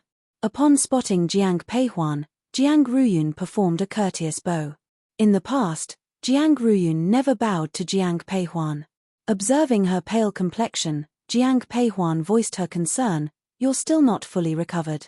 Instead of resting properly in your room, why have you come out? I heard from maids that Mother Huainan Queen is here. On the evening of her wedding to Zhao Fuqing, Jiang Ruyun had started referring to the Queen as Mother. However, the Queen had publicly declared that she couldn't accept such a title, leading Jiang Ruyun to alter her form of address. In this era, a daughter-in-law naturally harbored respect towards her mother-in-law, and Jiang Ruyun was no exception. Big sister, I believe the Huainan Mansion came to take me back. If she indeed requests, what should I do? A hint of anxiety flashed in Jiang Ruyun's eyes. Hearing her query, Jiang Peihuan responded directly, Do you wish to return to the Huainan Mansion? Without waiting for Jiang Ruyun's reply, Jiang Peihuan carried on, If you choose to return, you'll be the princess wife. With father and second uncle's presence, the Huainan Mansion would not dare to mistreat you openly. But behind the scenes, their disapproval of you will surely intensify. If you choose not to return, the Jiang family will do everything in its power to annul your marriage with the Huainan prince. You will remain the second daughter of the Jiang family, yet bear the stigma of a dissolved marriage. Among these two paths, have you made up your mind about which one to take? Upon hearing Jiang Peihuan's words, Jiang Ruyun fell silent.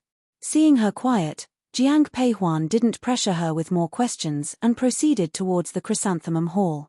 But then, Jiang Ruyun's voice echoed from behind, "Big sister, I choose the second option." "Are you sure?" Jiang Peihuan turned her head to look at Jiang Ruyun, her voice tender, and her eyes gentle. Seeing the understanding in her sister's eyes, Jiang Ruyun firmly nodded. "I've made up my mind. Since that's the case, there's nothing to be afraid of. Come with me. Remember, you're a daughter of the Jiang family. We're your support. Whatever happens, we stand by you." "Understood, big sister." In the chrysanthemum hall. "Old madam, it's not that I want to complain, but as a mother-in-law, I've been here for quite some time, but I haven't seen my daughter-in-law yet. It seems like your general mansion's young ladies have quite a temper." Jiang Peihuan and Jiang Ruyun just reached the door when they heard the voice of Chu Ru. With a sarcastic smile, Jiang Peihuan responded, "My second sister is the only newlywed who was injured on her wedding night in the whole capital. The Huainan mansion seems more terrifying than wild beasts. Huan mind your manners." Upon hearing her granddaughter's words, old Madame Jiang's eyes reflected a hint of pain, but she maintained her composure and reprimanded Jiang Peihuan.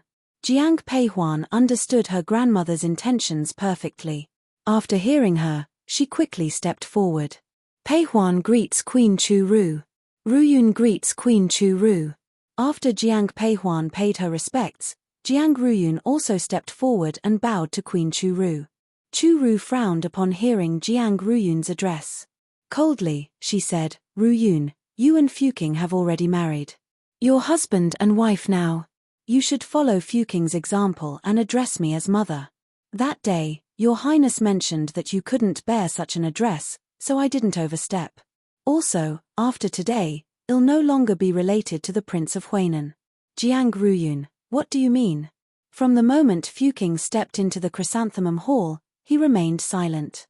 The King of Huainan had issued a stern order. He was to bring Jiang Ruyun back to the mansion today, no matter what.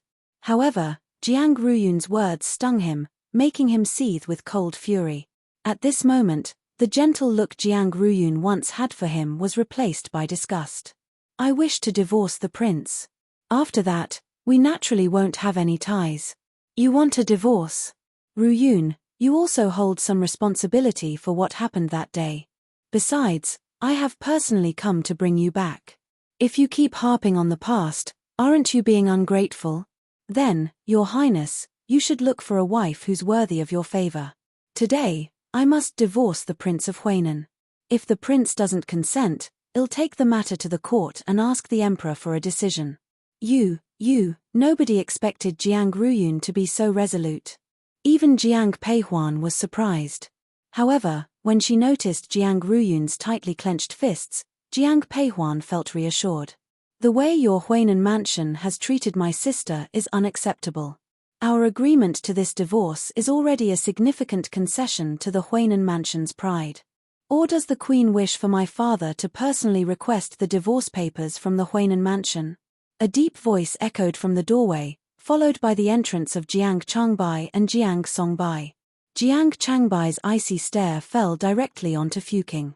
In response, Fuking felt a fresh wave of pain emanate from his old injuries. Observing the Queen rendered speechless with anger, Fuking spat out, "Fine, I agree to the divorce." "Fuking, never mind. Let's go ahead with the divorce." Chu Ru bit her tongue when she saw the humiliation in Fuking's eyes. On hearing this, Jiang Changbai instantly commanded, "Someone, bring the brush and ink."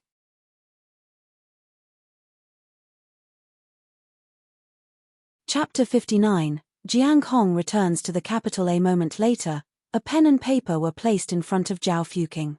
He picked up the pen and glared at Jiang Ruyun. "Do you really want to divorce?" Jiang Ruyun didn't say anything. Seeing this, Zhao Fuking wrote down the letter of divorce with a gloomy expression and threw it to Jiang Ruyun.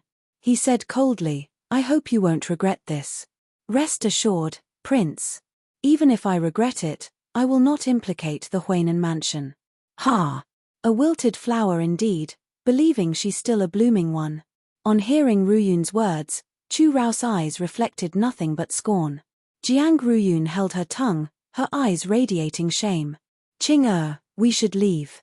Seeing Jiang Ruyun's silence, Chu Rao's eyes gleamed with triumph. Yet as she began to leave, a sudden pain in her foot had her stumbling forward, her forehead colliding with the door sill. Your Highness, blood. Somebody fetch the imperial physician quickly. The queen is bleeding. As Nanny Wei helped Chu Ru up, she saw blood trickling down her forehead and immediately raised the alarm. Quick, back to the mansion. Seeing the blood staining the queen's forehead, Fuking quickly moved to support her. As they departed, Jiang Peihuan shot a glance at Jiang Xijin. Confronting her sister's all-knowing eyes, Xijin felt a twinge of guilt. But as Peihuan held her tongue, Xijin's face broke into a radiant smile. Witnessing Xijin's smile, brighter than any flower, Peihuan found herself at a loss for words. Eventually, she simply shook her head. The Huainan queen, she concluded, was indeed in need of a lesson. Jiang Changbai, oblivious to the exchange between the sisters, calculated the time. He then addressed the old Madame Jiang, grandmother, father, second uncle, and third uncle should be nearing the city. I thought of taking my sisters to greet them. Good. All of you should go together. It's crowded today, no need to ride horses. Take a carriage. Grandmother, due to the crowd, it's indeed inconvenient for a carriage. Riding horses would be more suitable. Very well, as you wish. The Jiang siblings offered their respects to the old madam and departed together. The Jiang family, being of military heritage, ensured that each sibling, except for Jiang Xijin, had their own horse. Lai Feng stood at the very front. Spotting Jiang Peihuan, he sauntered over to her, his horse affectionately rubbing its head against her shoulder. Lai Feng, we'll go see father and mother shortly, she said, extending her hand to stroke the horse's head. A soft chuckle escaped her lips. As if understanding her words, Lai Feng gave a lengthy neigh in reply. When father returns, I'm determined to ask him for a horse of my own, she proclaimed. On the sidelines, Jiang Xijin watched with a hint of envy in her eyes. She was the only one in the Jiang household who didn't have a horse yet. Jiang Changbai mounted his horse, overhearing Jiang Xijin's lament. Smiling gently, he assured her, don't worry. On your birthday this year, father will undoubtedly give you a fine horse. If he doesn't, I'll find one for you. Are you sure you're not just trying to placate me, big brother, she teased. Now, when have I ever lied to you, little one, he retorted, grinning. You tricked me plenty when I was younger, she pouted.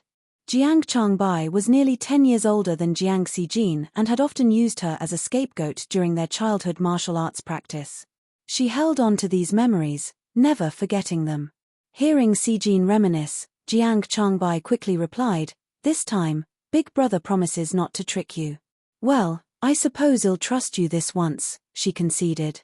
Jiang Changbai then turned his attention to Jiang Ruyun, whose face was a shade paler than usual, but her spirit remained strong.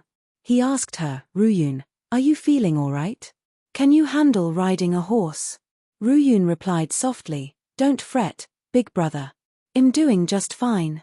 Even if I'm not as skilled as big sister, I have a few years of martial arts training to fall back on. That's good to know. After assessing everyone, Jiang Changbai instructed Jiang Songbai, stay close to Xijin. Make sure no one bumps into her. Understood, big brother, he acknowledged. All right, let's go then. Jiang Changbai led the way, his whip cracking in the air. Jiang Peihuan was close behind him. The clatter of horse hooves on the street caused the bystanders to step aside. One person, recognizing the carriage occupants, spoke up, aren't those the young masters and mistresses from the general's mansion? That's right, it's the young master and young lady of the general's mansion. They must be on their way to welcome General Jiang. He's supposed to arrive in the city today. Well then, let's go see for ourselves. We won't find a place if we wait too long. Unaware of the chatter among the people, Jiang Peihuan gripped Lai Feng's reins, her eyes ablaze with excitement. Although she was aware that Jiang Hong and Shui Yang were safe and sound, she found it hard to accept this fact. She needed to witness it for herself to fully believe that everything was indeed real. Big brother, big sister, there are too many people. It's not feasible to keep riding our horses, Jiang Songbai pointed out, looking at the dense crowd ahead and towards Jiang Changbai and Jiang Peihuan on their horses. In her past life, the entire Jiang family had been submerged in the grief of Jiang Changbai's death, completely oblivious to the size of the crowd. The sight of so many people now gave Jiang Peihuan a slight headache. Just then, a figure rapidly approached them, Han Feng. He walked up to Jiang Peihuan, offered her a respectful bow, and then quietly suggested, "Miss, my master has reserved a private room at the Pine and Crane Pavilion. He mentioned that if Miss and the young masters don't have a suitable location, you can wait for General Jiang in the private room." A couple of days prior, Jiang Peihuan had intended to reserve a private room at the Pine and Crane Pavilion herself, but there were no rooms left. On hearing Han Feng's words, surprise flickered in Jiang Peihuan's eyes. She considered his suggestion for a moment before quietly inquiring, "Is King Cheng also in the private room?" "The master is at the palace. The emperor intends to reward the 3 armies today, and the master is required to accompany the Holy Cross," he replied.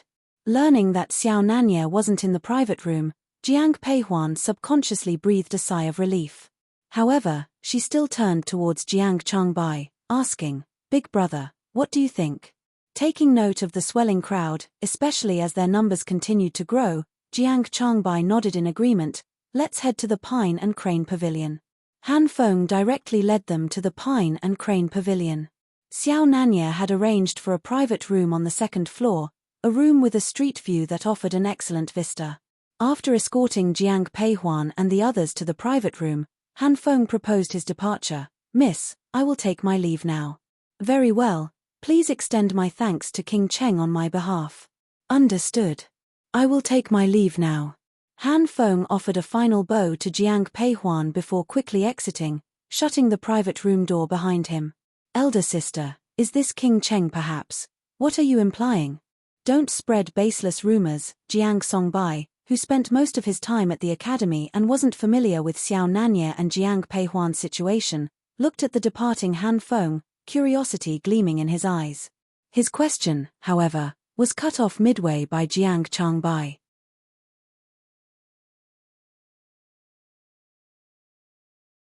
Chapter 60. She's not even close. Jiang Peihuan seemed oblivious to the dispute between her 2 Jiang brothers.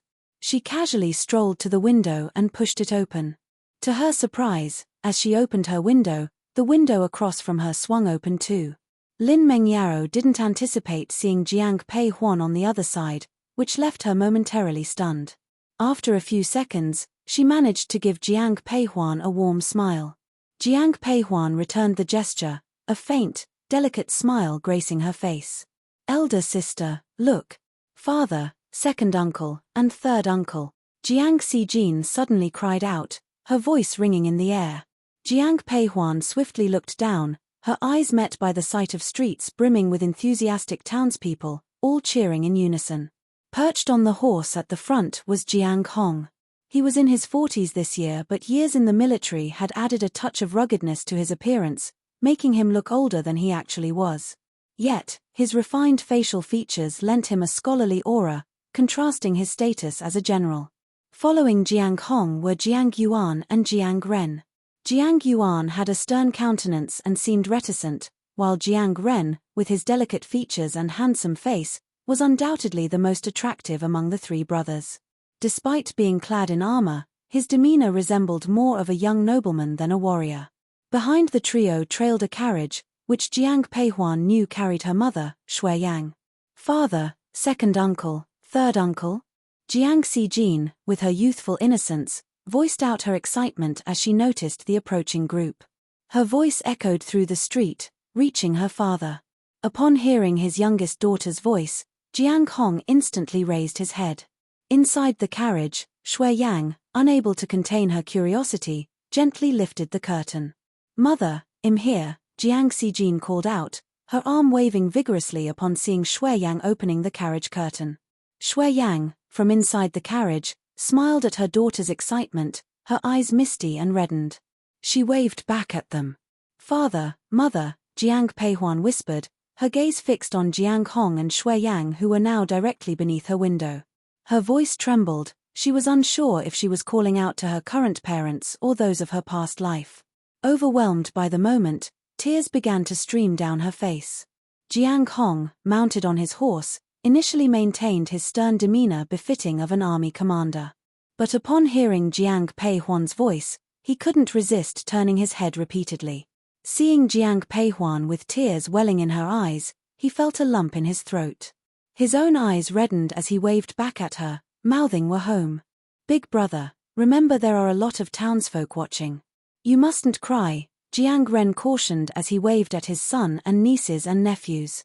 He chuckled lightly, finding the sight of his usually composed older brother teary-eyed rather amusing. Before Jiang Hong could even open his mouth, an irritated Jiang Yuan shot him a sharp glare. "You're impudent. Watch how you speak to our elder brother. Second brother, though you're not much older, you seem more like an old man than our elder brother does. Don't force me to slap you in front of so many people. In front of all these people, don't provoke me to slap you." At the forefront, Jiang Hong, hearing the squabbling behind him, shot Jiang Ren an icy stare. Upon hearing this, Jiang Ren immediately quieted down. Inside their private quarters, elder sister, father, and the others have already left. "Should we head back to the mansion now?" asked Jiang Xijin. "Millimeter," Jiang Pei Huan murmured, still somewhat lost in her thoughts. Hearing Jiang Xijin's voice, she nodded softly. As she lifted her gaze, Jiang Pei Huan met Lin Mengyao's eyes, filled with a complex mix of emotions. Seeing Lin Mengyao's gaze, Jian Pei Huan felt a flicker of confusion, but she chose not to voice it. She simply nodded in acknowledgement and closed the window. Jiang Xijin, who had observed the entire exchange, turned to Jiang Pei Huan, perplexed. "Elder sister, why was Miss Lin looking at you in such a peculiar way?" "What kind of look?" asked Jian Pei Huan. Jiang Changbai and Jiang Songbai, noticing the stranger was a woman, had averted their eyes without giving much thought. Now hearing Jiang Xijin's comment, they both turned to her in unison. "I can't quite describe it. It just seemed odd," Jiang Xijin said with a slight frown, responding to her brother's questions. "What's so odd about that?" Jiang Ruyun interjected. "Both the Lin family and our family come from a line of warriors. Lin Mengyaro has been compared to our elder sister since childhood. It was only recently, when she moved to her maternal grandfather's house, that people stopped drawing comparisons. Now that she's back and has seen elder sister, it's only natural she wants to size herself up against her." Upon hearing Jiang Ruyun's explanation, Jiang Changbai and Jiang Songbai wore expressions of resignation, evidently at a loss to understand the intricacies of the female mind. Jiang Xijin, though, appeared unconvinced. She frowned and retorted, "Even though the Lin family also descends from military officers, Miss Lin seems like shed wilt in the wind. She's nothing like elder sister. There's no comparison at all." She paused and then looked at Jiang Ruyun with a slight smirk. "Actually, come to think of it, Miss Lin's temperament is quite similar to yours, second sister. Don't dare to compare her with me. She's not even close," Jiang Ruyun responded without hesitation. Despite the Lin family also being of military descent, they paled in comparison to the Jiangs. Moreover, the Lin family didn't prioritize their daughters.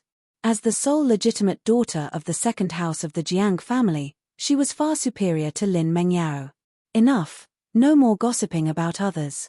Father and second uncle should be on their way to the palace. Let's head back.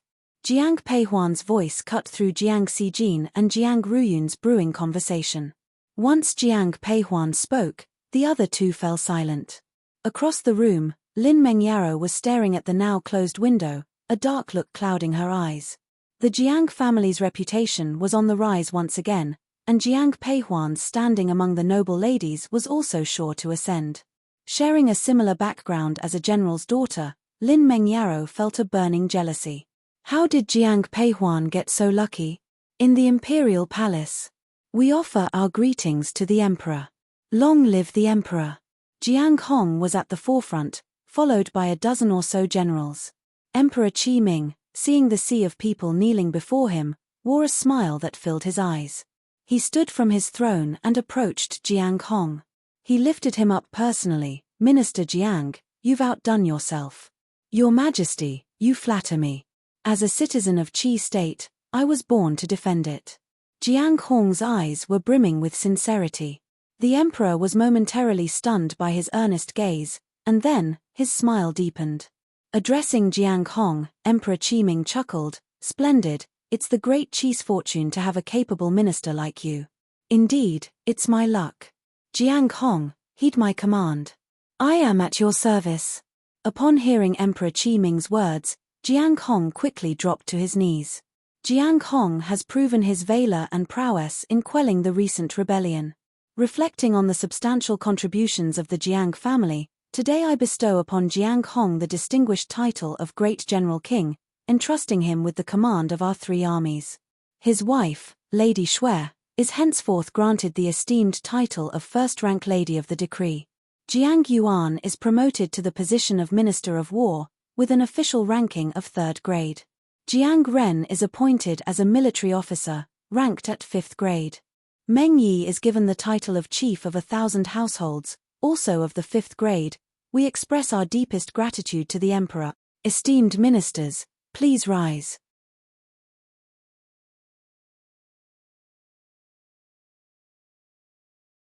Chapter 61. The Jiang brothers return home. Upon hearing Emperor Qiming's words, Jiang Hong and his companions slowly rose to their feet, their eyes glimmering with smiles.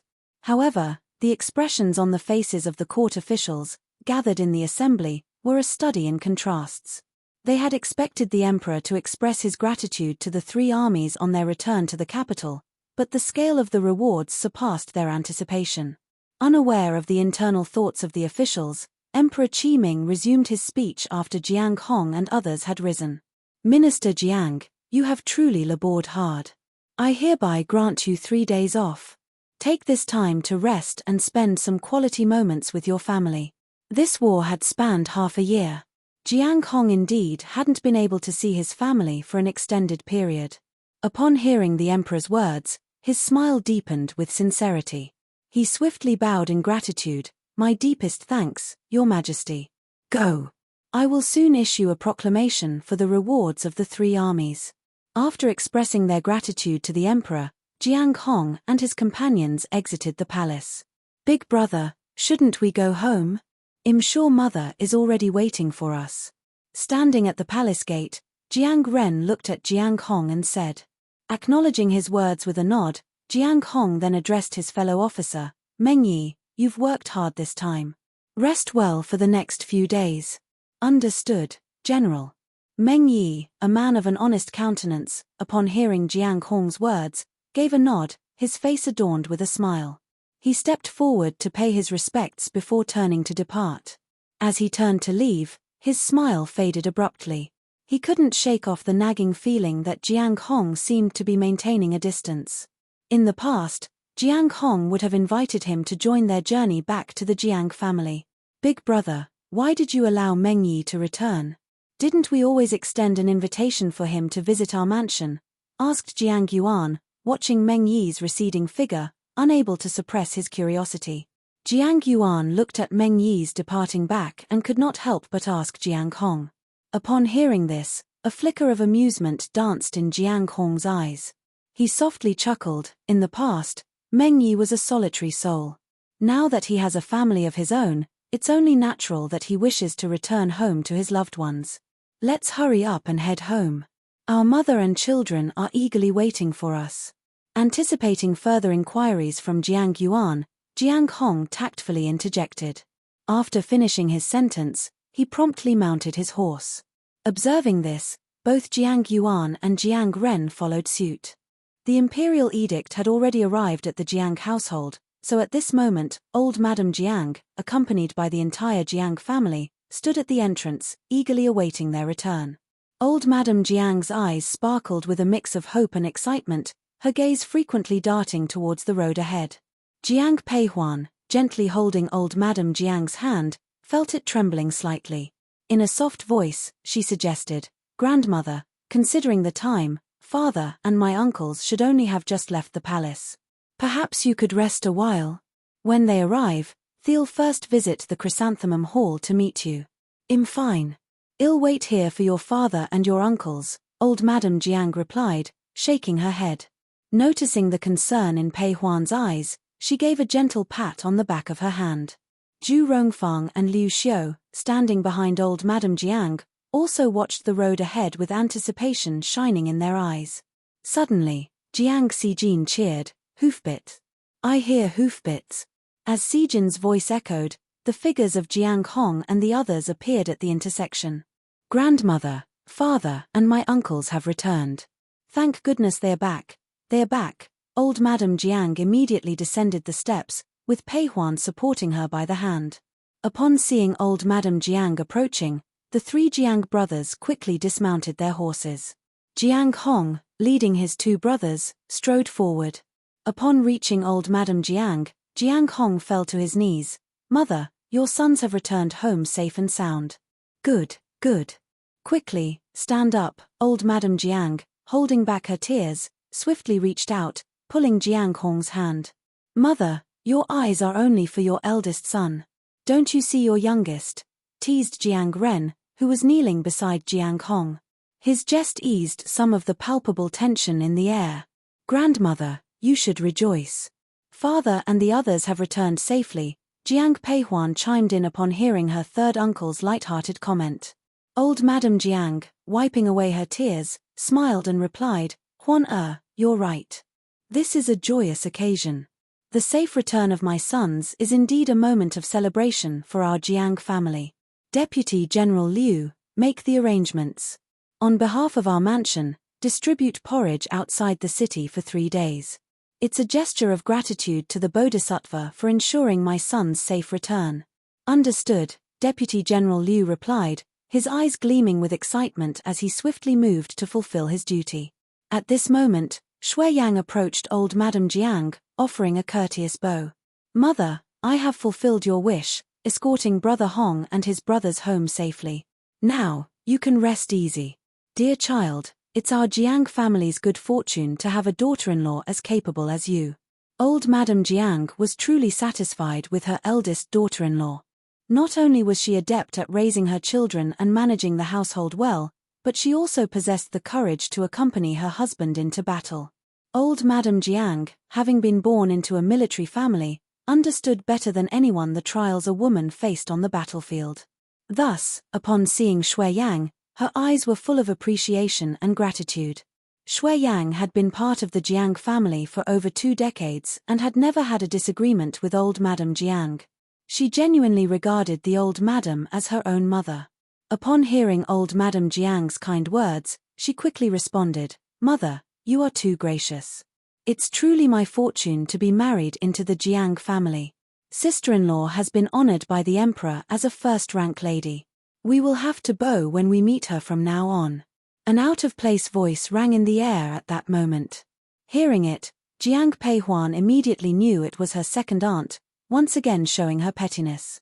Hearing Zhu Rongfang's words, Shui Yang slightly frowned but, considering the youngsters in the house and Jiang Yuan who had just returned, she chose to hold back her harsh words. She glanced at Zhu Rongfang and simply said, "Second sister-in-law, you worry too much. We are all family, there's no need for such formalities." But sister-in-law was, after all, personally honored by the emperor. If outsiders knew, wouldn't they say that people of our Jiang house? How would outsiders know if you don't say anything? Initially, for the sake of her second son, old Madame Jiang hadn't intended to intervene. However, Zhu Rongfang's words grew increasingly irksome. Not waiting for Zhu Rongfang to finish, old Madame Jiang cut her off. Zhu Rongfang attempted to speak further, but Jiang Yuan quickly stepped forward, grasping her hand. "Enough. We can talk about this tonight. For now, let's head back to the garden." As he spoke, Jiang Yuan turned towards old Madame Jiang and Jiang Hong. "Mother, big brother, I'll return to the garden first. Let's all dine together tonight. Go, get some rest." Seeing the exhaustion in her second son's eyes, old Madame Jiang softened and nodded her approval.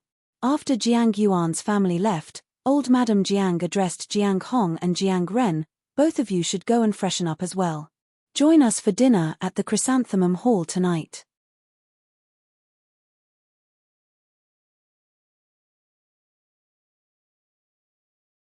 Chapter 62, Father and Daughter Conversation. Indeed, Mother.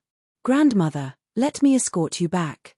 Jiang Peihuan stepped forward and offered gently, as she saw old Madame Jiang leaving with the support of Nanny Zu's hand. Old Madame Jiang's eyes sparkled with warmth and amusement. She patted Jiang Peihuan's hand tenderly before uttering, "I'm aware that you miss your parents dearly. Head to your mother's courtyard. Grandmother, let Nanny Shu make some chestnut cakes. I'll go over and eat later. Young miss, don't worry. I'll prepare them as soon as we get back," Nanny Shu promptly assured, before old Madame Jiang could respond. Jiang Peihuan nodded with a smile, "Thank you, Nanny Shu." After observing old Madame Jiang's departure, Jiang Peihuan proceeded to Shui Yang's garden, known as Yanglin. This garden, the largest within the Jiang mansion aside from old Madame Jiang's chrysanthemum hall, was named by Jiang Hong. "Mother, why are you standing here waiting for me?" Upon reaching the entrance of Yanglin, Jiang Peihuan saw Shui Yang standing there, out of her military attire and donning a light purple dress. Her long hair elegantly bundled up with a silver hairpin. This gentle appearance belied her role as a battlefield-hardened female general. "Your elder brother and sister are already inside. I thought I'd wait for you here. Then let's go in quickly. Father, please help me find a fine horse as soon as possible. Preferably like elder sisters Lai Feng." Just as Jiang Peihuan and Shui Yang entered the living room, they found Jiang Xijin clutching Jiang Hong's sleeve, pleading, "How could I forget about your horse? I brought you a Fergana horse from Hanggu Pass. Go and see if you like it." "Really? I'll go see it right away." Upon hearing Jiang Hong's words, Jiang Xijin darted off enthusiastically. Catching sight of Shui Yang and Jiang Peihuan entering, she exclaimed, "Mother, eldest sister, I'm off to see my horse. Be careful and slow down." Shui Yang couldn't help but remind her when she saw her running away quickly. Quietly sipping tea, Jiang Changbai sat on a chair nearby. Observing the situation, he put down his tea and proposed to Jiang Hong and Shui Yang, "Father, Mother, I'll ensure Xijin stays safe. Go, don't let her get hurt." "Got it." Jiang Changbai also left after speaking. As he passed by Jiang Peihuan, he affectionately tousled her hair. Jiang Peihuan, looking at her now tousled hair, sighed slightly. "Huan you've been shouldering a lot during my absence," Jiang Hong gently acknowledged, seeing Jiang Peihuan pay him her respects. She shook her head in response, "It's not hard on me, father. The real hardship is on you and mother. Huan your elder brother has informed me about the medicine and the letter you sent him. But there's something I need to clarify. Is it true that Uncle Meng Yi poisoned your brother? What could be his motive for such an act?" Despite the growing distance between Jiang Hong and Meng Yi, their long-standing bond left Jiang Hong in considerable distress. Upon seeing the sorrow in her father's eyes, Jiang Peihuan's heart wavered. However, the memory of Jiang family's fate in her previous life stiffened her resolve. Turning to Jiang Hong, she spoke, "Father, Uncle Meng might have served by your side for many years, but he has long been a man of Prince Qing." "Prince Qing? Huan are you sure it's the Prince Qing and not the Emperor?" The latter question came from Shui Yang. Initially, when they discovered that Jiang Changbai's poisoning was orchestrated by Meng Yi, Jiang Hong and Shui Yang had surmised Meng Yi was a man of the Emperor. But now, hearing Jiang Peihuan's assertion that Meng Yi served Prince Qing, both parents looked on with surprise.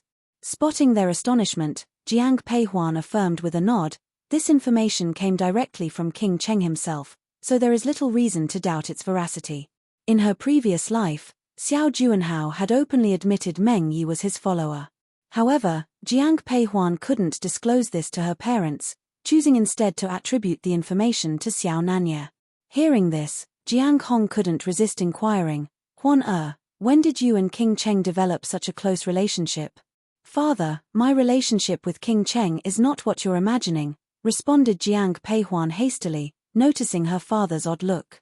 Seeing the strange expression in her father's eyes, Jiang Peihuan quickly spoke up. Jiang Hong was about to add more, but Shui Yang interjected, "Huan your elder brother mentioned you wish for your father to relinquish his military token. Is this true?" "Yes." Upon hearing this, a grave seriousness marked Jiang Peihuan's eyes. She faced Jiang Hong and Shui Yang, voicing sternly, "Father, Your reputation in the military has been growing due to your years of warfare. Rumors that the Qi soldiers only recognize their general and disregard the military token have reached the emperor's ears. Although the emperor's rewards have been generous, you have also become a thorn in the side of the ministers. Therefore, I believe you should seize this opportunity and return the military token to the emperor. Huan responded Jiang Hong, his eyes reflecting bitterness. I have pondered on what you said, but have you considered one thing? Even if I return the military token to the emperor, it might not be sufficient to quell his suspicions. He continued, his voice imbued with a bitter undertone. Our family is renowned for its bravery, and I achieved fame at a young age. Serving the emperor has been my lifelong duty. I never thought that the emperor, whom I've been serving since my youth, would come to distrust me. It is disheartening, but such is the fate of those whose accomplishments overshadow their masters. Father, surrendering your military token, even if it doesn't completely eliminate the emperor's suspicions, can at least display your sincerity. Brother Hong, I think Huan Er's idea is right. I'll need to give this some serious thought, he replied. For me, surrendering the military token is simple, but it implicates many people. I have to consult your grandmother, your second uncle, and your third uncle about this matter. Upon hearing his response, Jiang Peihuan chose to remain silent. She had faith in her father's judgment. While Yang Lin was quiet and peaceful, Zhu Rongfang's Fang Garden was in a state of uproar. Why did you pull me away just now? Zhu Rongfang demanded. If I hadn't dragged you away, would you have preferred me to stand by while you quarreled with our sister-in-law? Regardless of anything else, she's your elder, and you ought to show her some respect. Respect? Jiang Yuan, do you even have a shred of conscience left? Look at Shui Yang. She's already an imperial lady of the first rank. Then look at me. We're both married into the Jiang family, yet why am I still essentially a commoner? Upon seeing Zhu Rongfang's green-eyed jealousy, Jiang Yuan's expression turned stern.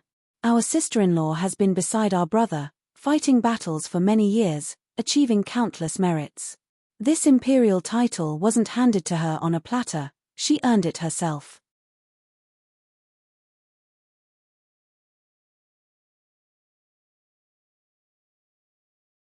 Chapter 63, Jiang Family Meeting. If you're capable, you could earn a title for yourself.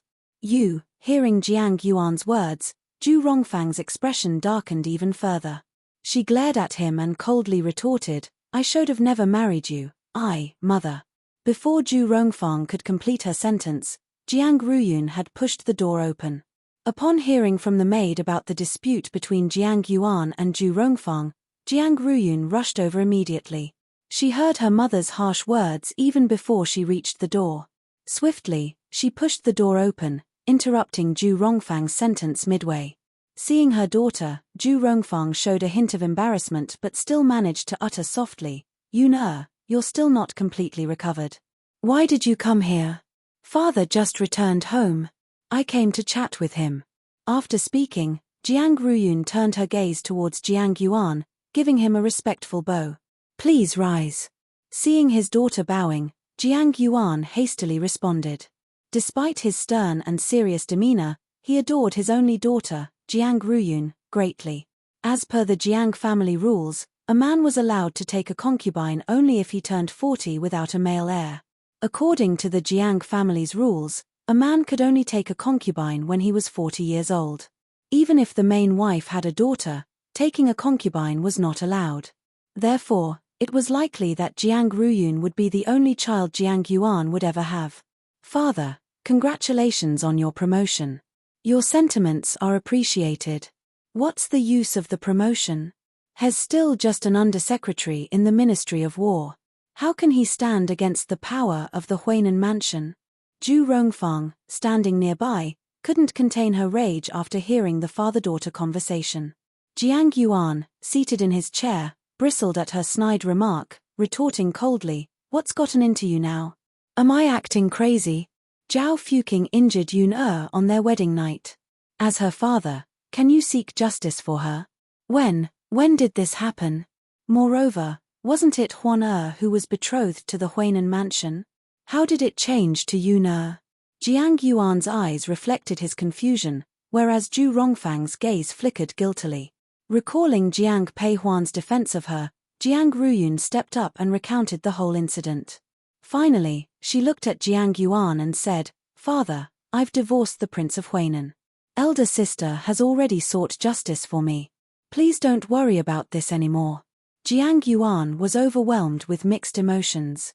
He was angry that Jiang Ruyun had an affair with Zhao Fuqing before their marriage, but he was also distressed by her plight. Upon hearing Jiang Ruyun's words, Jiang Yuan spoke up with a frosty voice, "You must remember the lesson from this incident. Never again." "Enough, Jiang Yuan," Zhu Rongfang cut him off. "Yuna has suffered so much. It's bad enough that you won't seek justice for her, but you even want to lecture her. Is this how a father should behave?" Before Jiang Yuan could finish his sentence, Zhu Rongfang interrupted him abruptly. Zhu Rongfang remained silent, which somewhat tempered Jiang Yuan's mood. However, upon hearing her comments, the fury in his eyes intensified. Staring at Zhu Rongfang, he articulated his resentment. "I'm far off in the northern territories, utterly unaware of what transpired in Jingdo. As Yuna's mother, is this the way you teach your daughter? All daughters of the Jiang family have their share of pride. You." "Never mind, let's not bring this up anymore." Jiang Yuan took note of Jiang Ruyun's reddened eyes and, in the end, chose to keep silent. Meanwhile, conversations within the elegant garden revolved around the events unfolding in the mansion. Liu Xiu relayed to Jiang Ren all occurrences at the general's mansion over the recent period, with particular emphasis on Jiang Ruyun's marriage. By the time Liu Xiu finished, Jiang Ren's eyes blazed with anger. The Zhao family has crossed the line. They must have intentionally disrespected the Jiang family, thinking there are no men at home. Enough. Ruyun and the Huainan mansion have separated, which means the Jiang family and the Zhao family won't have any relation in the future. Liu Xiu spoke softly, locking eyes with Jiang Ren who sat across her. Jiang Ren, very fond of Liu Xiu, heard her words and decided not to push the issue. Instead, he brought up another matter. "I've heard that you're now in charge of the mansion, is that correct?" "Yes, I indeed oversee the house." "That's so. How did mother agree?" Seeing Liu Xiu nod in affirmation, surprise flickered in Jiang Ren's eyes. Liu Xiu responded with a gentle smile, "The credit actually goes to Huan Er. Father, you're unaware. In the days when you, first uncle, and second uncle were absent, eldest sister accomplished many things." Jiang Songbai, who was seated nearby, joined in after hearing his mother's voice, expressing his admiration for Jiang Peihuan with his words. Jiang Ren was well aware of his niece's intelligence, yet her resilience surprised him. He felt a deep pang of sympathy, considering how she, a young girl, had been shouldering the family's honor. He turned to Jiang Songbai after a moment's thought, "Though you are young, you're a boy. Whenever your uncles and I aren't present in the mansion, you must stand beside your elder sister, never allowing her to confront hardships alone. Rest assured, father. I will keep that in mind."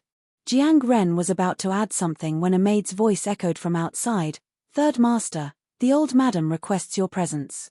She wishes for both you and madam to come together." First master and second master have also been notified. "Understood, I'll be there." Having acknowledged the maid, Jiang Ren looked at Liu Xiu with a warm smile. "Xiu, shall we?" "Of course." As Liu Xiu rose, Jiang Ren stepped up to her, extending his hand. A blush graced Liu Xiu's face at his gesture, but she nonetheless placed her hand in his. The pair left, their hands intertwined, leaving Jiang Songbai watching the scene with a bright smile on his face. He deeply admired his parents' bond and aspired to share a similar loving relationship when he grew up. Every member of the Jiang family had gathered in the Chrysanthemum Hall.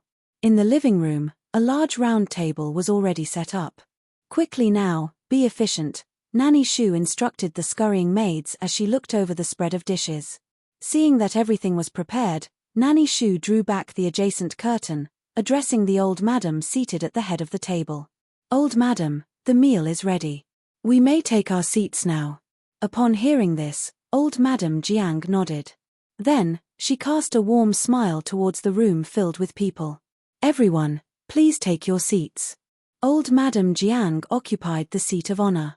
To her left were Jiang Hong and his wife, to her right were Jiang Yuan and his wife, followed by Jiang Ren and his wife. The younger generation of the Jiang family arranged themselves according to their order, waiting for old Madame Jiang to initiate the meal. Once she picked up her utensils, everyone began to eat.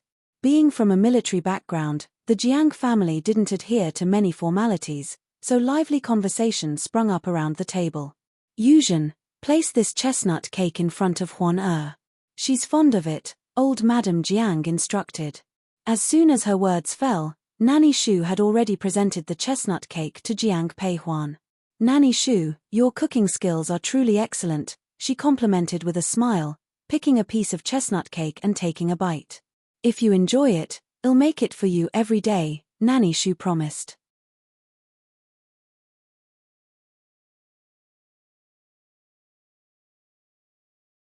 Chapter 64.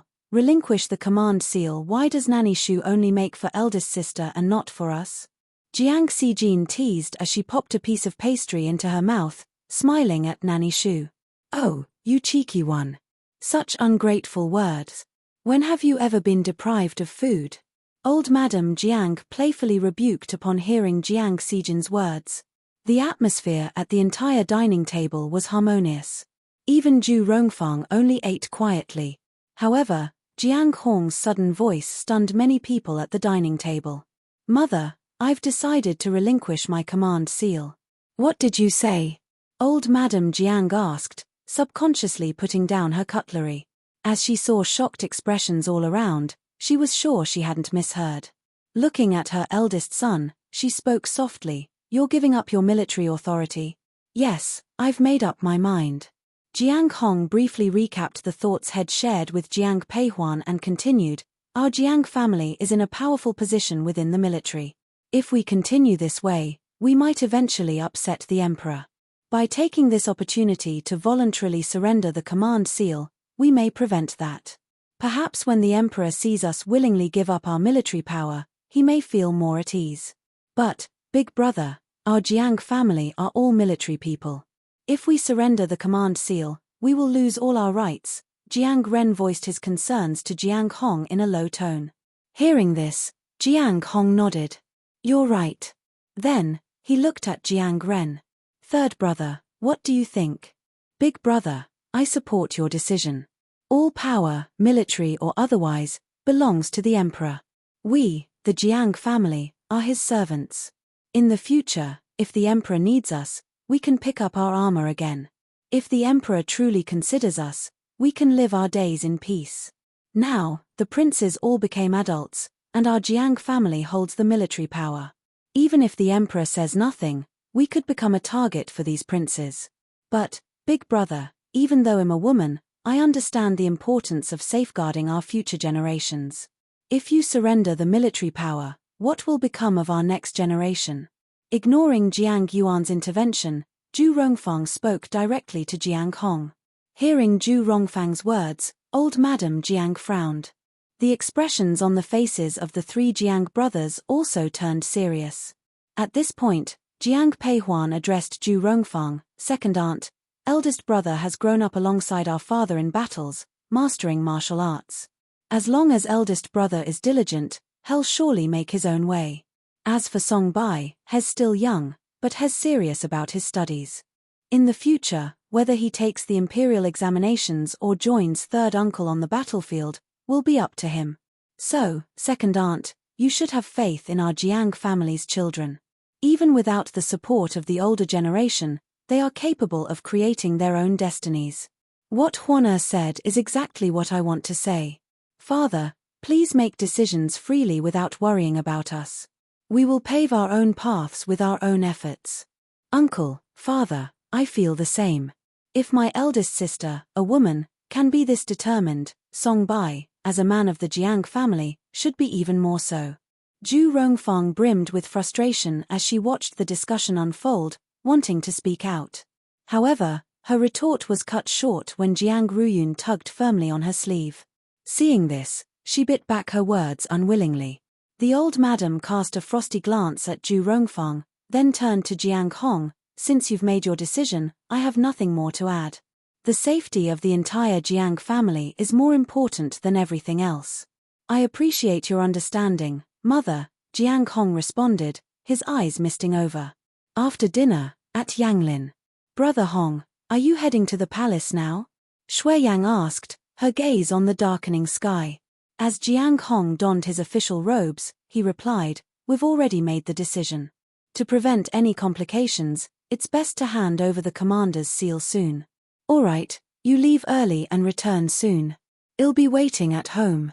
Sure, once I've handed the seal to the emperor, I'll return straight away. Having said this, Jiang Hong left the Jiang mansion on horseback, making his way to the imperial palace. Once the palace gates were locked, the ministers couldn't enter. But due to Jiang Hong's special status, Emperor Qiming had given him the privilege of unrestricted access to the palace. Consequently, Jiang Hong effortlessly arrived at the Palace of Heavenly Purity. While Emperor Qiming was engrossed in his papers, Wang Kuan rushed in. Your Majesty, the great general has arrived. Jiang Hong? Why has he come to the palace this late? Allow him in. As he spoke, Emperor Qiming had already turned his gaze to Wang Kuan. Jiang Hong entered the hall, bowing deeply when he was 3 steps from Emperor Qiming.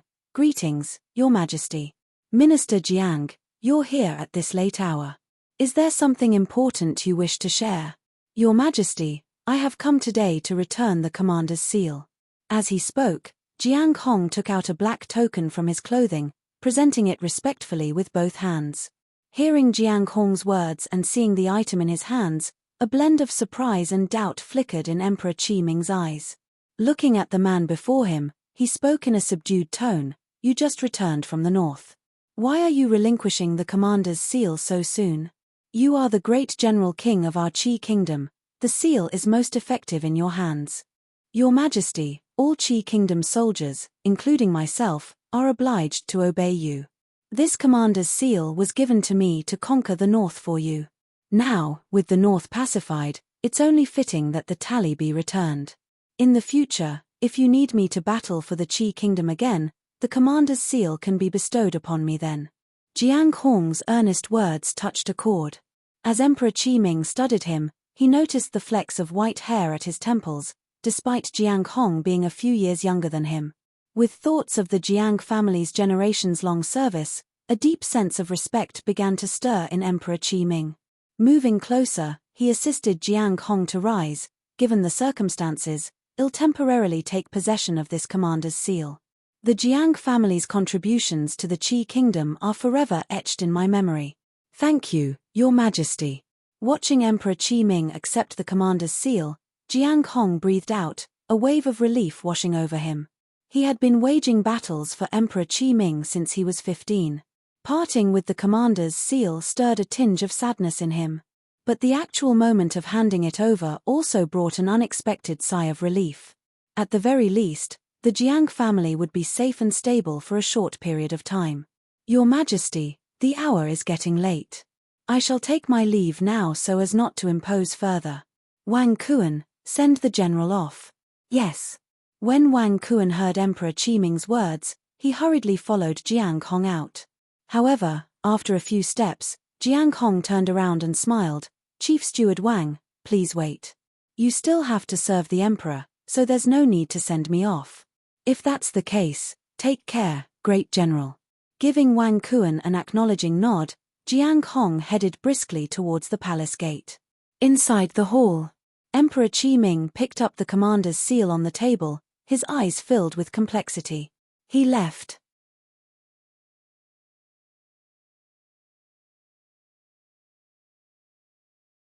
Chapter 65. Bringing Jiang Hong's eldest daughter into the palace. Seeing Wang Kun's figure appear in front of him, Emperor Qiming asked in a low voice. Wang Kuan stepped forward and replied with a bow, the great general has indeed left. Studying the commander's seal in his hand, Emperor Qiming murmured, what do you suppose Jiang Hong means by this? Is he truly relinquishing the seal, or is it a strategic retreat? This matter involves significant court affairs. I wouldn't dare to speak carelessly, Wang Kuan responded, bowing even lower. Upon hearing this, Emperor Qiming frowned, saying impatiently, come now, you've been by my side for years. When I ask, you speak. If that's your majesty wish, I will speak my thoughts, Wang Kuan conceded. He looked at Emperor Qiming and spoke softly. I believe the great general's actions are a display of his loyalty to you, your majesty. Emperor Qiming remained silent, only giving Wang Kuan a nod to continue. Encouraged, Wang Kuan continued, the Jiang family has faithfully served your majesty for generations, and the general has fought in your name for years, earning him high respect within the army. However, he is intelligent and surely knows that there have been instances where a servant's success could outshine the master. He voluntarily hands over this seal to show his loyalty to you, and to remind himself of his duty as a servant. Upon hearing this, Emperor Qiming sank into thoughtful silence. After a while, he finally spoke in a dismissive tone, perhaps I'm overthinking this. After all, he fought for me in his youth. Wang Kuan, I recall that Jiang Hong's eldest daughter is of marriageable age, correct? Hearing this, Wang Kuan replied hurriedly, indeed, your majesty, the eldest Miss Jiang is 18 this year. 18, certainly a fitting age for marriage. What do you think of the idea of bringing Jiang Hong's eldest daughter into the palace? A hint of a smile appeared in Emperor Qiming's eyes at his own proposal. By bringing the eldest Miss Jiang into the palace, he'll have no reason to fear any disloyalty from the Jiang family. Wang Kuan kept his head low, his eyes flashing briefly, but he maintained a flattering smile. It is indeed an honor for Miss Jiang to catch the emperor's eye.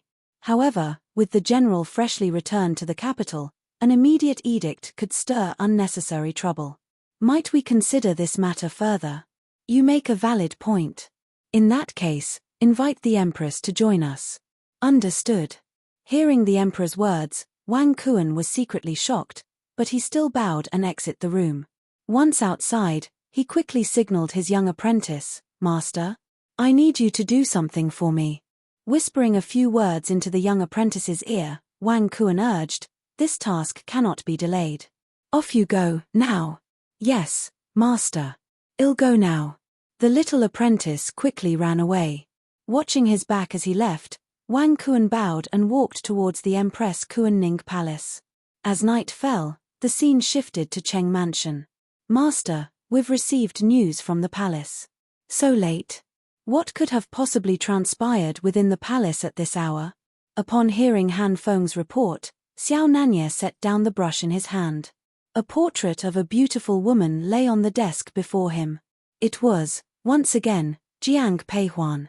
The painting tube beside him was filled with several rolled-up canvases. The courier did not elaborate, Han Feng informed.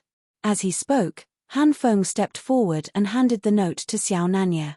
Accepting the note from Han Feng, Xiao Nanya unfolded it swiftly. It contained merely 2 lines. Jiang Hong has relinquished his commander's seal. The emperor expresses his desire to welcome the eldest daughter of the Jiang family into the palace. Xiao Nanya's eyes didn't betray any emotion at the first sentence, but upon reading the second, they darkened, his face clouding over. He promptly rose to his feet. Master, what is going on within the palace? Noticing Xiao Nanya's distress, Han Feng's expression abruptly shifted, prompting him to voice his concern. Xiao Nanya didn't say anything and simply handed him the note. After perusing the contents of the note, Han Feng's countenance mirrored his master's earlier reaction. What? The emperor actually intends to bring the eldest miss into the palace? Tell them to continue monitoring the news from the various palaces. Any development should be relayed to me instantly.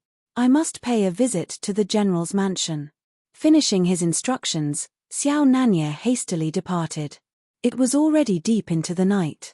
Unwilling to disturb the Jiang family, Xiao Nanya chose to scale the wall and infiltrate the plum garden. As soon as he landed, he found himself at the pointed ends of several swords. Leading the group was Deputy General Liu, a familiar figure to Xiao Nanya. Advancing a couple of steps, Liu saluted with a fist-over-heart gesture before speaking up, Your Highness, King Cheng, the young general has issued an order barring your entry into the eldest Miss Plum Garden. Therefore, I must ask you to leave. I am here today to relay an urgent matter to the eldest miss. Please step aside. Hearing Xiao Nanya's words, confusion crossed Deputy General Liu's face. However, witnessing the urgency in Xiao Nanya's eyes, he responded in a lower tone, "If your highness has urgent matters, you may inform me. I can pass on the message on your behalf." "No, I must discuss this matter directly with the eldest miss." While speaking, Xiao Nanye attempted to move forward, but Deputy General Liu's eyebrows knitted together in response, his hand instantly going to the hilt of his sword.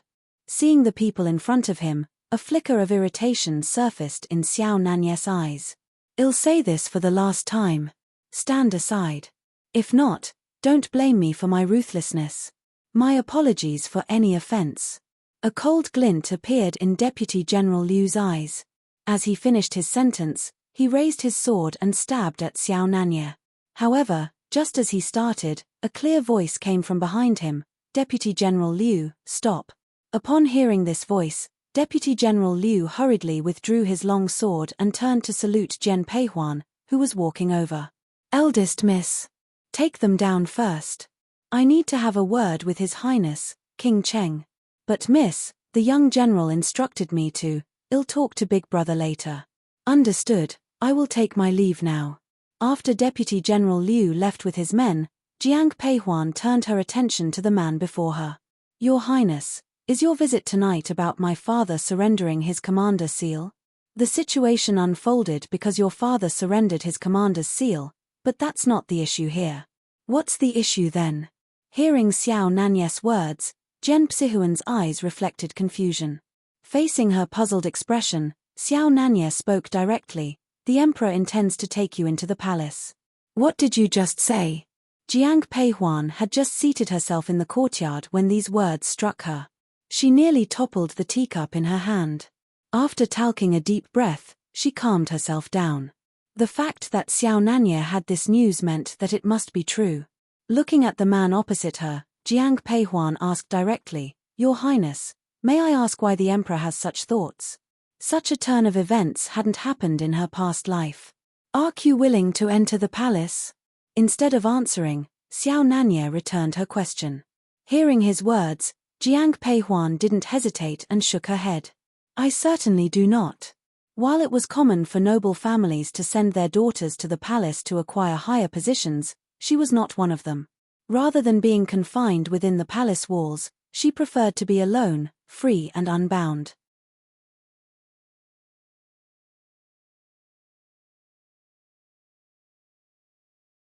Chapter 66. Would you be willing to marry me? Seeing Jian Peihuan's undisguised defiance, a hint of pleasure crossed Xiao Nanye's face. "If my guess is correct, the emperor intends to use you to control the entire Jiang clan," he stated. With Jiang Peihuan's gaze filled with displeasure, he continued, "Don't worry about this, I'll devise a plan to discourage the emperor from this idea. But there's one thing I must ask you. Please speak, Your Highness. Would you be willing to marry me?" At Xiao Nanye's words, Jiang Peihuan fell into silence once again. Observing her silence, Xiao Nanye carried on, "If you become my wife, you will be the only woman I desire. In the whole Cheng mansion, there won't be any other woman but you." Jiang Peihuan, who was about to respond, was stunned by his words. She instinctively looked into the man's eyes, meeting his unblinking gaze. Xiao Nanye's eyes were deep, his focus unwavering as he watched Jiang Peihuan. She could clearly see her reflection in his eyes, giving her the impression that she was the only person in his world. "Is it true what you've said, Your Highness?" She found herself asking, as if driven by some unknown force. Hearing her question, a trace of a smile appeared in his eyes. "My word is my bond. I promise, I won't lie to you. If it's as you say, then I, Peihuan, am willing to marry," she said. "Good. You needn't worry about this, I will handle it," he assured. Upon hearing her acceptance, a look of sheer joy flooded Xiao Nanye's eyes. He yearned to reach out and hold Jiang Peihuan, yet hesitated, fearing it would come off as impetuous. Amidst his dilemma, a voice echoed from the entrance of the courtyard. It was Jiang Changbai, "Your Highness, King Cheng, it's a late hour and the dew is dense. Why aren't you in your Cheng mansion? Why are you here in my general's mansion?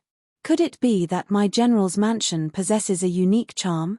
"Indeed, the beauty of the general's mansion is truly unique," he agreed.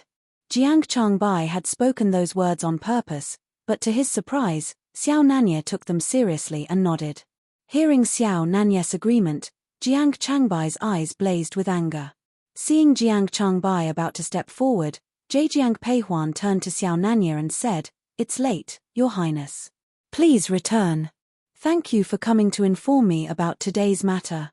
There's no need for thanks with me." Seeing Jiang Changbai's scowl deepen, Xiao Nanya murmured, "Then, I'll take my leave now." Seeing Jiang Peihuan's nod of approval, the man swiftly departed. Watching his retreating figure, Jiang Changbai irritably took a seat opposite Jiang Peihuan. "Huan do you realize this could harm your reputation? You, big brother, indeed King Cheng had important news to share with me today." "What important news?" In Jiang Changbai's mind, it seemed like an excuse from Xiao Nanya. However, when he heard what Jiang Peihuan said next, he bolted upright. What did you just say?" "The emperor is planning to bring me into the palace. He has of such a ripe age, and you're so young, how could he?" Rage flared in Jiang Changbai's eyes, but thinking of the emperor's power, he closed his mouth in silence. Upon hearing this, a trace of sarcasm flashed in Jiang Peihuan's eyes. Perhaps the emperor thinks of this as a gracious gift to the Jiang family. "No, that can't happen. I won't let you enter the palace. I'm going to our parents right now." With those words, Jiang Changbai headed towards the exit, but Jiang Peihuan tugged at his sleeve. "Big brother, it's late now. Our parents are resting. Even if we have to discuss this, it's better to wait till tomorrow." Looking at the darkened sky, Jiang Changbai's eyes were filled with worry, but he nodded his agreement. Seeing his anxiety, Jiang Peihuan whispered, "Don't worry, big brother. Maybe in a few days, the emperor will change his mind. You make it sound so simple." Despite his complaints, Jiang Changbai eventually left at Jiang Peihuan's request. The following morning arrived quickly. A flurry of knocks on the door roused Jiang Peihuan from her slumber. Soon after, Yu stepped unbidden into her room. "Miss, we have a decree from the palace," she announced. "A decree? From whom?" asked Jiang Peihuan. The first thing that popped into her mind was what Xiao Nanya had shared with her the previous night. The thought sent a jolt of adrenaline rushing through her, rousing her completely. However, Yu shook her head, not sure yet. "It's the Empress decree. She wants your mother to go to Kuan-Ning Palace for a discussion." "The Empress?" Upon realizing it wasn't an order from the emperor, Jiang Peihuan sighed in relief. But then, considering what was behind it all, her eyes flashed with urgency.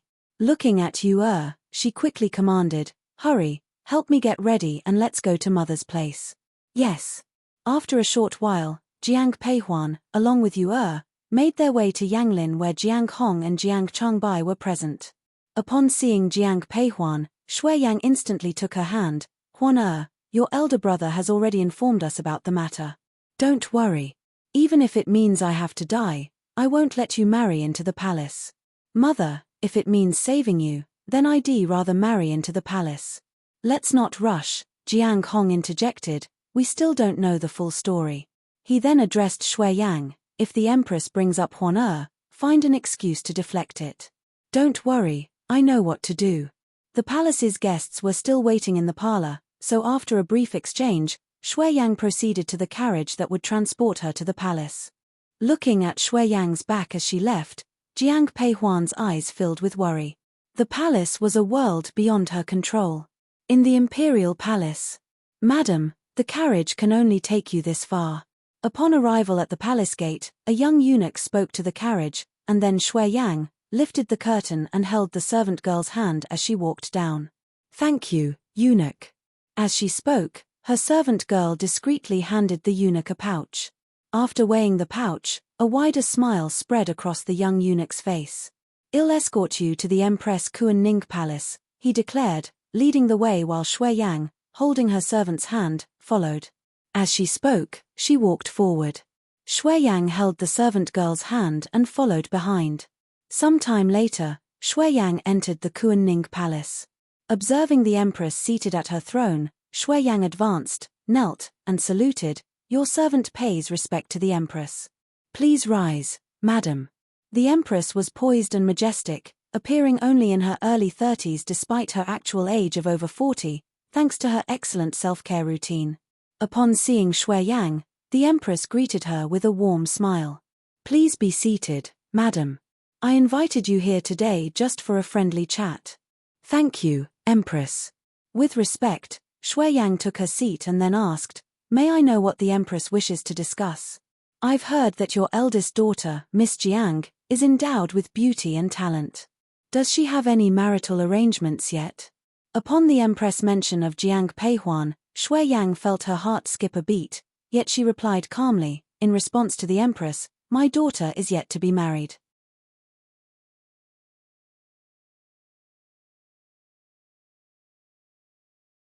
Chapter 67. King Cheng has arrived. The Empress was already aware of Jiang Peihuan's marital status, but formalities required her to ask. Once Shed heard Shui Yang's words, the Empress spoke directly. "I've heard that the eldest Miss Jiang is both graceful and brilliant. I've been contemplating finding someone for the Emperor who can truly understand him. It seems to me that Miss Jiang could be just the person." "Nyang Nyang, you are too generous. I must admit, my eldest daughter has been a troublemaker since young and am afraid may not be able to serve the Emperor adequately," Shui Yang said modestly.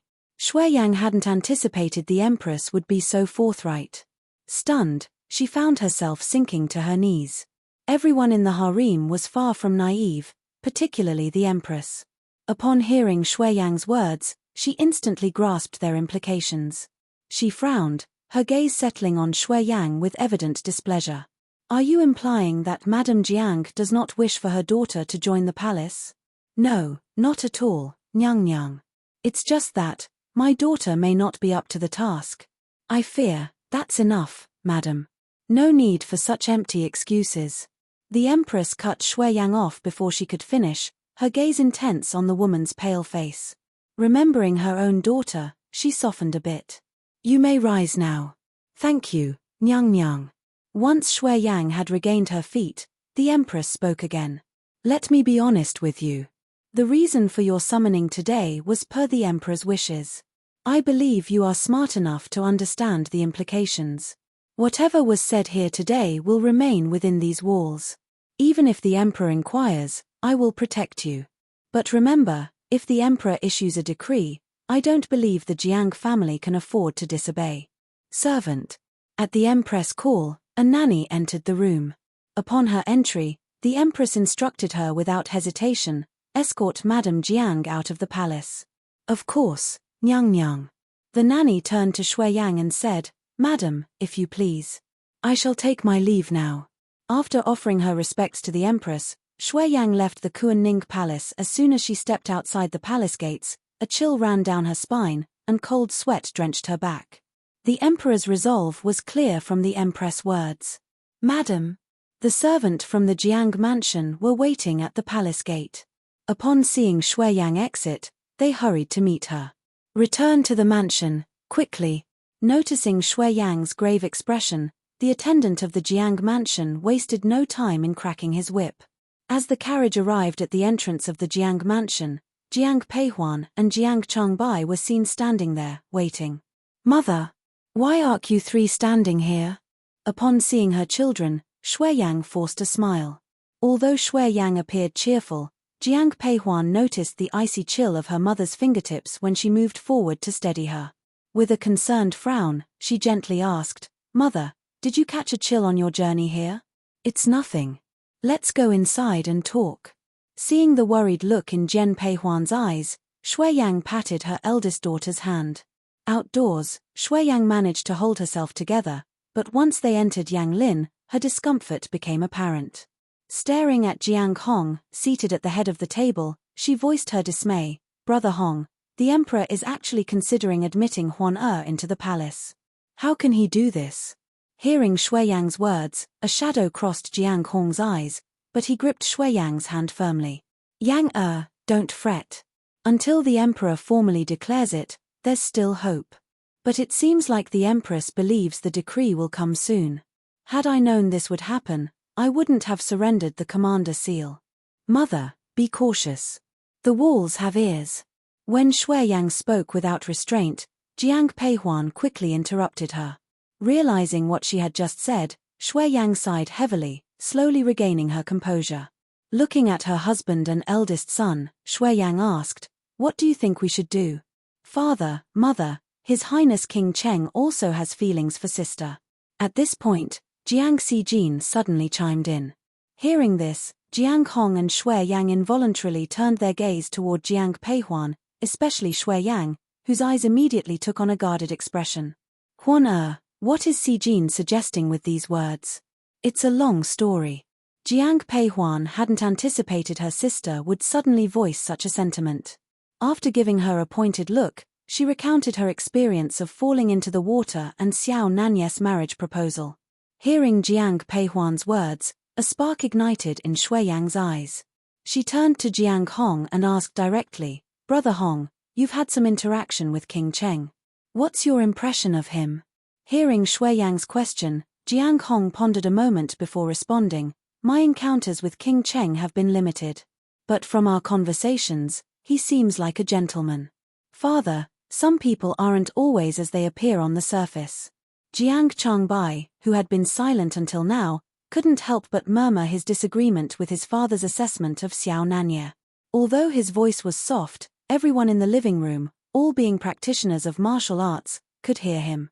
Turning his gaze to Jiang Changbai, Jiang Hong frowned. "Changbai, it's not fair to make assumptions about others behind their backs. Why would you say such a thing?" IIJ2 Jiang Changbai wanted to reveal to his parents the incidents of Xiao Nanye's late-night visits to Jiang Peihuan's room, but he hesitated, not wanting to get Peihuan into trouble. Instead, he voiced, "I've spotted him a few times, scaling our walls and entering our estate." "Are you certain it was King Cheng?" Upon hearing Jiang Changbai's words, Jiang Hong's eyes were filled with suspicion. In his understanding, King Cheng had always been a noble and cold person. How could such a person climb over a wall? It was not until later that Jiang Hong witnessed it himself, understanding how delicately his eldest son had put it. Seeing the skepticism in Jiang Hong's gaze, Jiang Changbai felt wounded. "Father, do you think I could mistake someone else for him?" "This General, His Highness King Cheng has arrived." At this moment, Deputy General Liu's voice echoed from the entrance. Hearing this, Jiang Hong's eyes held a flicker of confusion. "Who did you say?" Shortly after, Xiao Nanye sauntered into the Jiang mansion, followed by Han Feng. They carried dozens of large boxes. Witnessing this grand scene, Jiang Hong and Shui Yang exchanged glances, each mirroring the confusion in the other's eyes. Only Jiang Peihuan, her eyes held a hint of helplessness. She probably had an idea of the man's intention for this visit. "Greetings, Great General." "Greetings, Madam." Approaching Jiang Hong and Shui Yang, Xiao Nanye gave a slight nod. The pair hastily returned the formalities. "Your Highness, to what do we owe this visit today?" "I've come today to propose marriage. These are gifts I've brought for the young miss. If you, the great general and first-rank lady, consent to betroth Peihuan to me, I will ensure more betrothal gifts are prepared."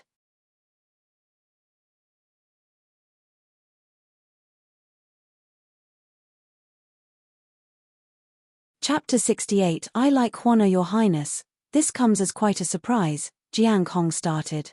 "It's not sudden at all. When Great General and First Lady was up in the Northern Territories, I had already spoken to the old Madam Jiang about this. She just wanted to wait for your return to discuss the matter," Xiao Nanye explained. "And now that both you and your wife are back, it's only fitting that I'm here to talk about this proposed marriage." While Xiao Nanye spoke, his words were directed to Jiang Hong and his wife, but his eyes were irresistibly drawn towards Jiang Peihuan. Jiang Hong was no fool, he noticed the attention on his daughter. Somehow, it confirmed his eldest son's words, one shouldn't judge a person solely by their appearance. Clearing his throat, Jiang Hong shifted his attention to Jiang Peihuan. "Huan please take your sister downstairs." "Yes, father," she replied. Upon hearing her father's words, Jiang Peihuan said nothing more. She bowed to both of them and proceeded to guide her sister out. But as she passed by Xiao Nanye, she caught his whisper, "I'll find you later." However, when she passed by the man, she heard a voice. "I'll look for you later." Jiang Peihuan quickly glanced at her parents, finding their expressions unchanged. That's when she realized that only she had heard Xiao Nanyes' words. A hint of resignation in her eyes, she nodded politely to him before leaving. Once Jiang Peihuan was out of sight, the warmth in Xiao Nanyes' gaze faded, replaced by his usual cool demeanor. Your Highness, may I ask why you suddenly wish to marry my daughter? Jiang Hong queried. If this is about saving someone, it's unnecessary. We, the Jiangs, are from a military background. We don't fuss over formalities. General, you're worrying too much, Xiao Nanya interjected, his eyes steady on the couple. If I don't care for someone, their life or death wouldn't matter to me. So my visit today isn't about following protocols, it's because I have taken a liking to Huan I like her, hence I want her as my wife. And I've decided, in this lifetime, Huan will be the only woman for me. She will be the sole queen of Cheng Mansion. No other woman will take her place. Xiao Nanyes' soft words were crystal clear in the ears of the Jiang family. Both Jiang Hong and his wife, Shui Yang, looked stunned, as did their son, Jiang Changbai. Initially, Shui Yang was slightly discontent, but after hearing Xiao Nanyes' candid confession, all dissatisfaction dissipated. She could clearly see the genuine affection in Xiao Nanyes' eyes. This man, indeed, loved her daughter. Yet, considering the day's events, worry clouded Shui Yang's gaze. Your Highness, perhaps you are unaware that the Emperor wishes to take Huan into the palace. Ill deal with my royal brother, Xiao Nanya responded immediately. This statement caused a spark of hope to flare in Shui Yang's eyes. She looked at Xiao Nanya earnestly. King Cheng, do you possess a means to dissuade the Emperor from this intention? Yes, I do. How do you plan to do it, Your Highness? Jiang Changbai interjected. Meeting Jiang Changbai's gaze, Xiao Nanya said simply, by marrying Huan she won't have to enter the palace. Jiang Changbai was tempted to voice his thoughts, but when it came to choosing between entering the palace or marrying into the Cheng Mansion, his preference leaned towards the latter. Xiao Nanya shifted his gaze towards Jiang Hong, expressing with utmost sincerity, Great General, my purpose for this visit is to pose a question. Are you in agreement with my marriage proposal? On hearing Xiao Nanyes' words, Jiang Hong sank into a contemplative silence. Under usual circumstances, he wouldn't have consented. However, given the current predicament, he was left with no room for alternatives. Despite this, while looking at Xiao Nanya, he asked coolly, Your Highness, can you genuinely assure to cherish Huan Xiao Nanya solemnly vowed, I swear upon my life, should I ever be unfaithful to Huan may I perish gruesomely. All right. Given your readiness to make such a solemn promise, I accept this marriage proposal. I will personally explain the situation to the Emperor. That won't be necessary. Upon hearing Jiang Hong's words, Xiao Nanya responded in a subdued tone. His demeanor towards Jiang Hong softened appreciably. After all, there weren't many ministers bold enough to defy the Emperor for their daughter's sake. Confronted by Jiang Hong's puzzled expression, Xiao Nanya clarified calmly, my elder brother, the Emperor, knows about this situation.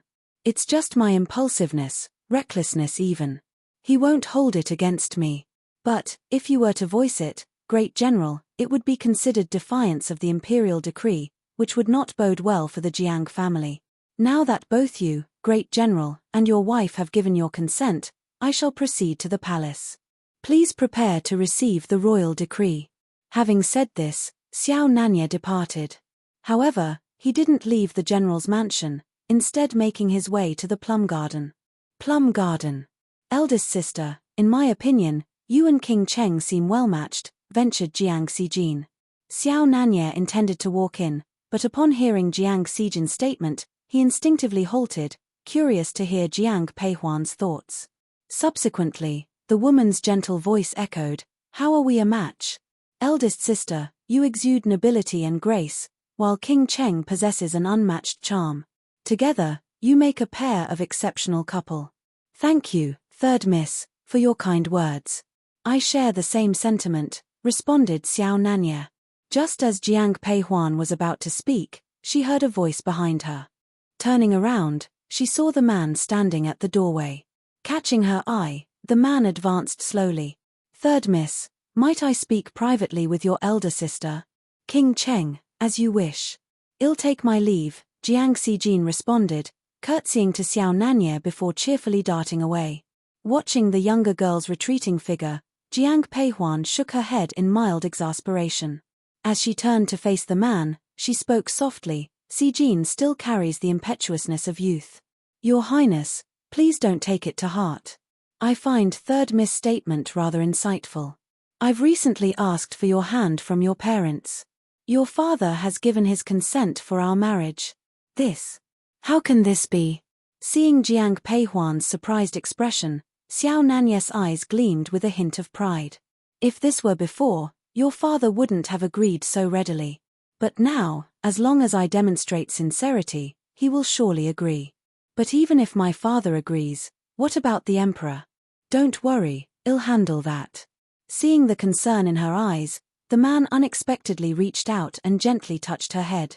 The man swiftly withdrew his palm, but its warmth seemed to linger. Jiang Peihuan subconsciously lifted her head. You! Huan I have feelings for you. Looking into her eyes, he said softly, each word pronounced distinctly. Why? Even as the man's eyes held an ocean of gentleness, she still dared not believe. In her past life, she had given everything for Xiao Juanhao, only to be met with the total destruction of her family. In this life, she had no deep ties with this man, yet he claimed to have feelings for her. Jiang Peihuan's eyes filled with bewilderment. For some reason, seeing her like this stirred a strange ache in Xiao Nanye's heart. He stretched out his arms, holding her gently. There's no why. I just do.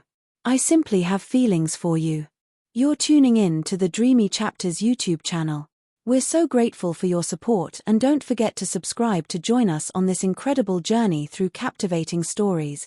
Your generosity through donations truly makes a world of difference, as it's the primary source of revenue that allows me to expand and enhance this channel for you. Thank you from the bottom of my heart for being a part of this adventure.